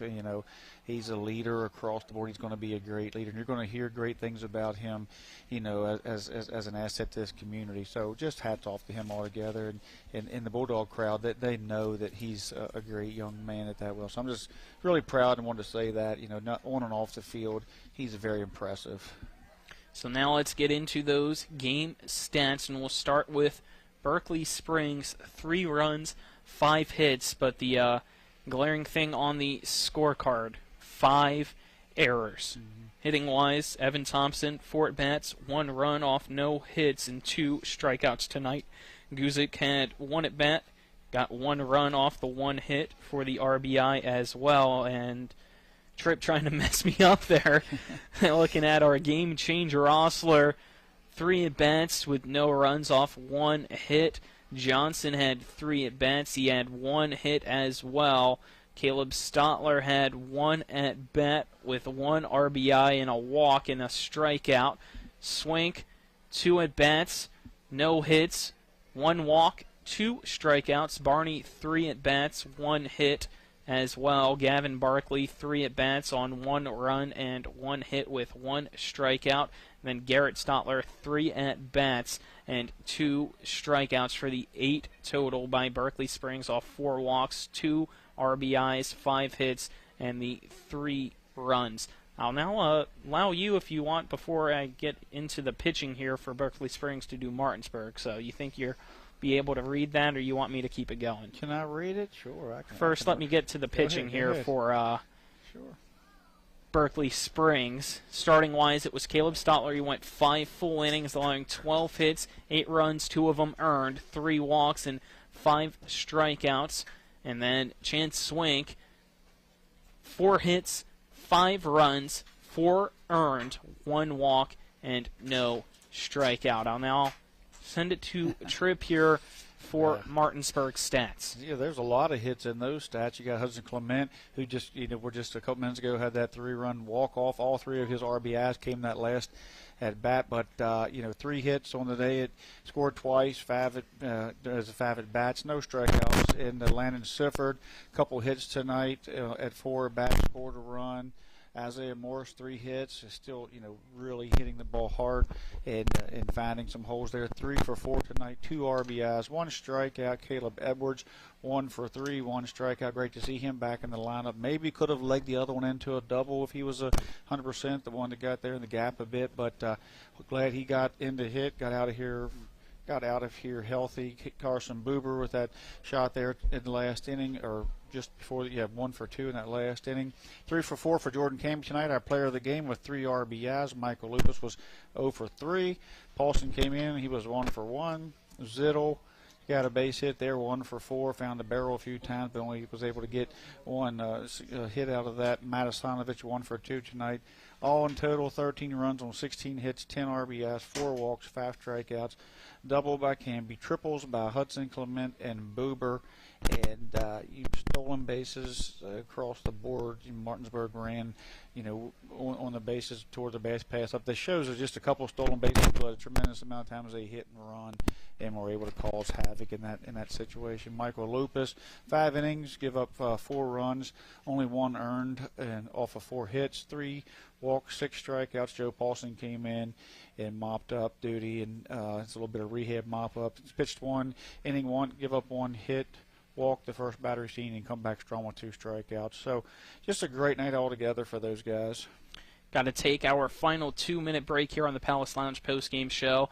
Then, even though we've said it multiple times, we'll make our player of the game official, as well as look ahead into our broadcast for this week. But first, a 2-minute break. This is West Virginia High School baseball on Talk Radio WRNR and TV 10. With 4 new car dealerships and 4 used car dealerships in 3 states, Parsons is the largest used car and fastest growing new car dealer in the tri-state area. Take Parsons Ford with huge savings on hundreds of new Fords, financing from 0%, Parsons' goal of financing for all, and Parsons' famous above-market trade-in allowances that help make Parsons #1 for used cars too. See why so many won't buy anywhere but Parsons Ford in Martinsburg. We became #1 by making you #1 first. Parsons. If you're in an accident, the first thing that you have to do is call 911. You have to get medical care immediately. The next thing you need to do is call us.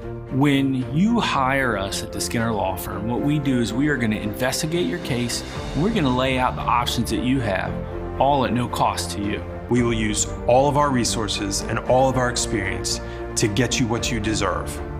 The Skinner Law Firm, SkinnerFirm.com.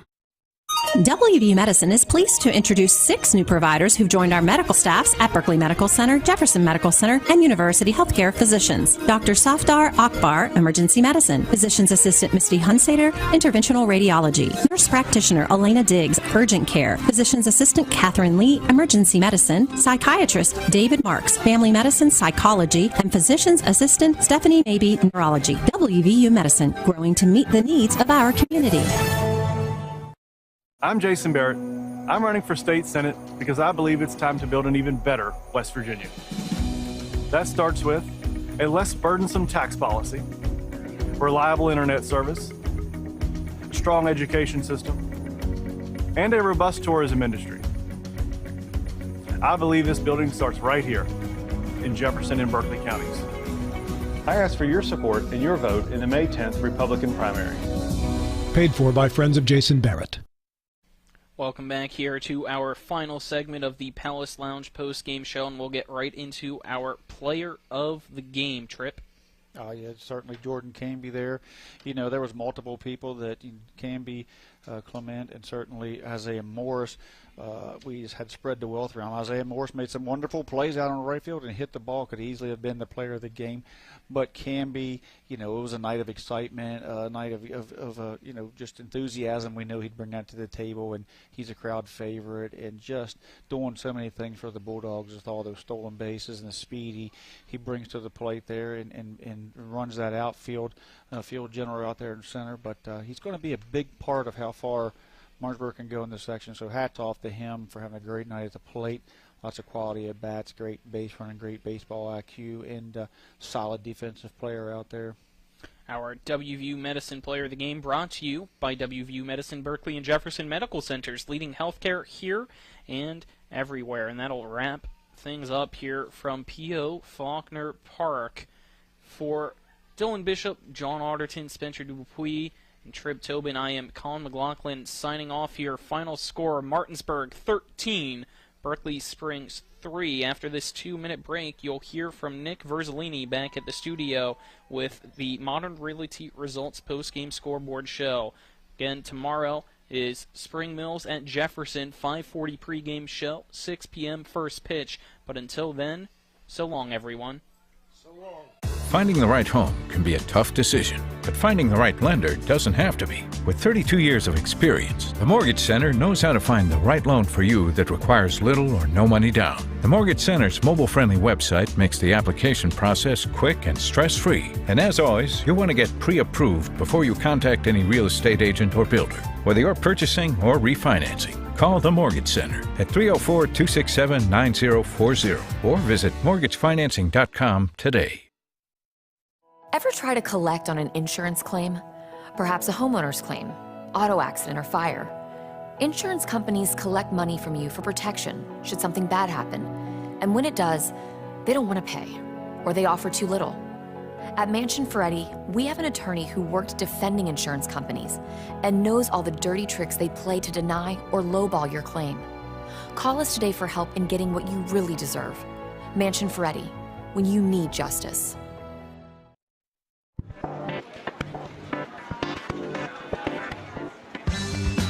Laura. Hey, Laura. What's with the sunglasses? Ouch! The word is spreading. Bechtel Jewelers is home to some dangerously brilliant diamonds. See the difference at Bechtel Jewelers in Inwood. Sunglasses not included. Life can get in the way these days. We all know that. Work commitments, social commitments, volunteer commitments, family commitments. You put your heart into all of it. You've got enough to worry about already. Your roof shouldn't be one of those things. Everything should just work. But when your roof is in need of an upgrade, you shouldn't have to worry about that either. Modern Renovations, your 4-state roofing solution. Reminding you that home is where the heart really is.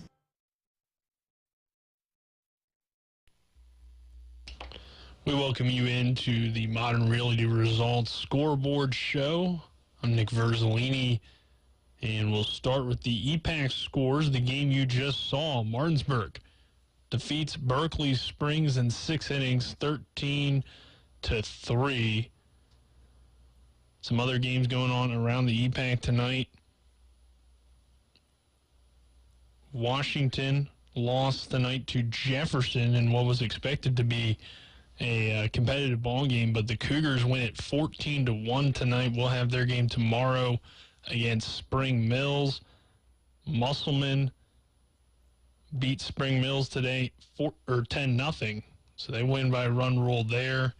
And those were all the EPAC scores. Hedgesville was not in action. They'll play Washington tomorrow. On the baseball side of things, and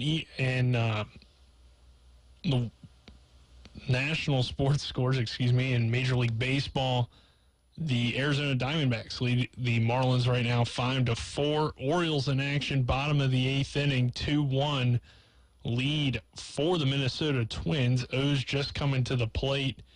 They're in the bottom of the order, so we'll see if the O's can come back and win that one in walk-off fashion, potentially in the 9th, or take the lead here in the 8th. Yankees, Blue Jays, 2-2 ball game there. Braves, Mets, 3-2 in the 7th. Mariners, Astros in the bottom of the 5th, 1-0. Houston, St. Louis won today over Kansas City, 1-0. White Sox lead the Angels 3-0. And the Rays and the Athletics will play at 9:40. Nats have the day off.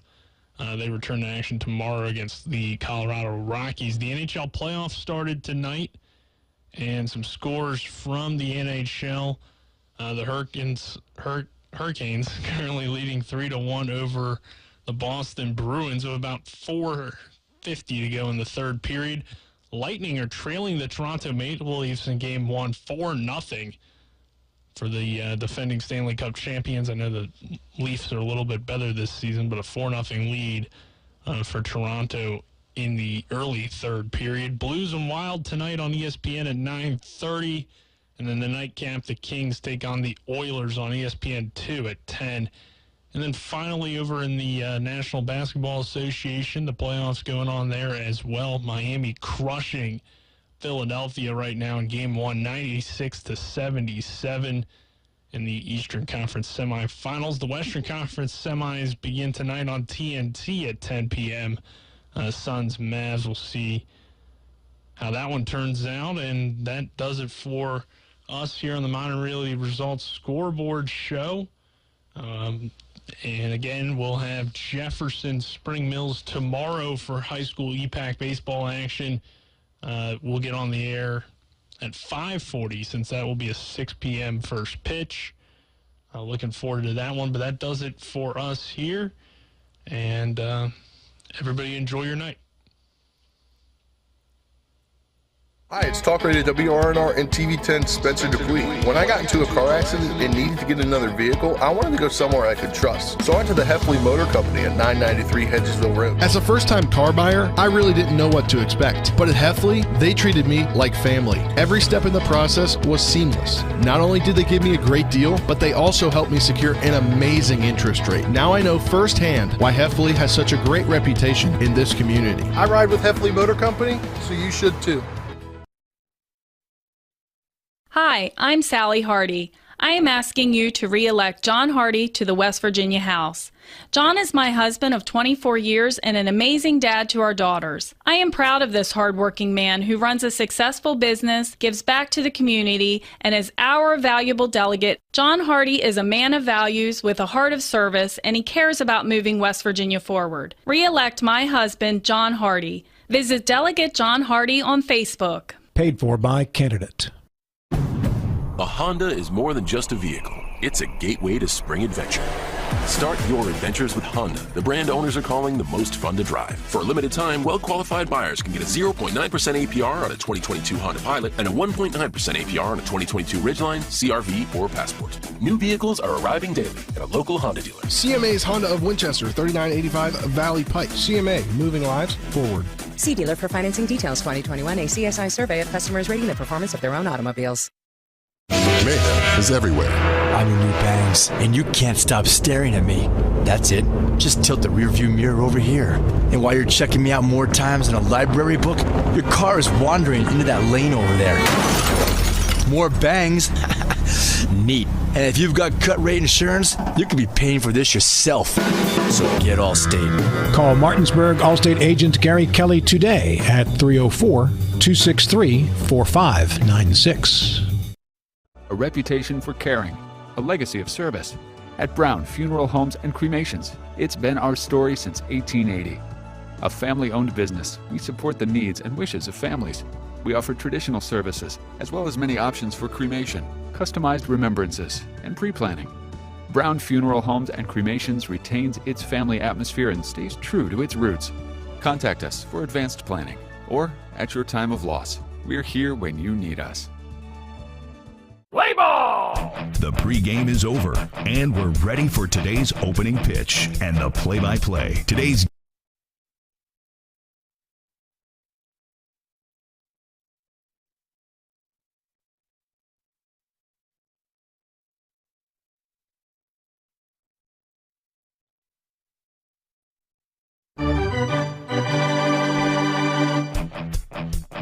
You've been listening to West Virginia High School Baseball. Today's game broadcast has been brought to you by Bechtel Jewelers, the Brown Funeral Homes and Cremations, CMA Honda of Winchester, Hagerstown Ford, the Mansion Ferretti Law Firm, the Mountaineer Grill and Pub,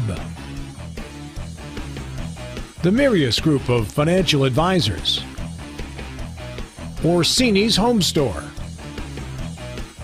Kent Parsons Ford of Martinsburg, Modern Realty Results, and the Skinner Law Firm. For the continued excitement of high school, college, and Major League Baseball, keep it tuned to FM 106.5, AM 740, Comcast Cable Channel 10, and online talk radio WRNR.com. All rights reserved.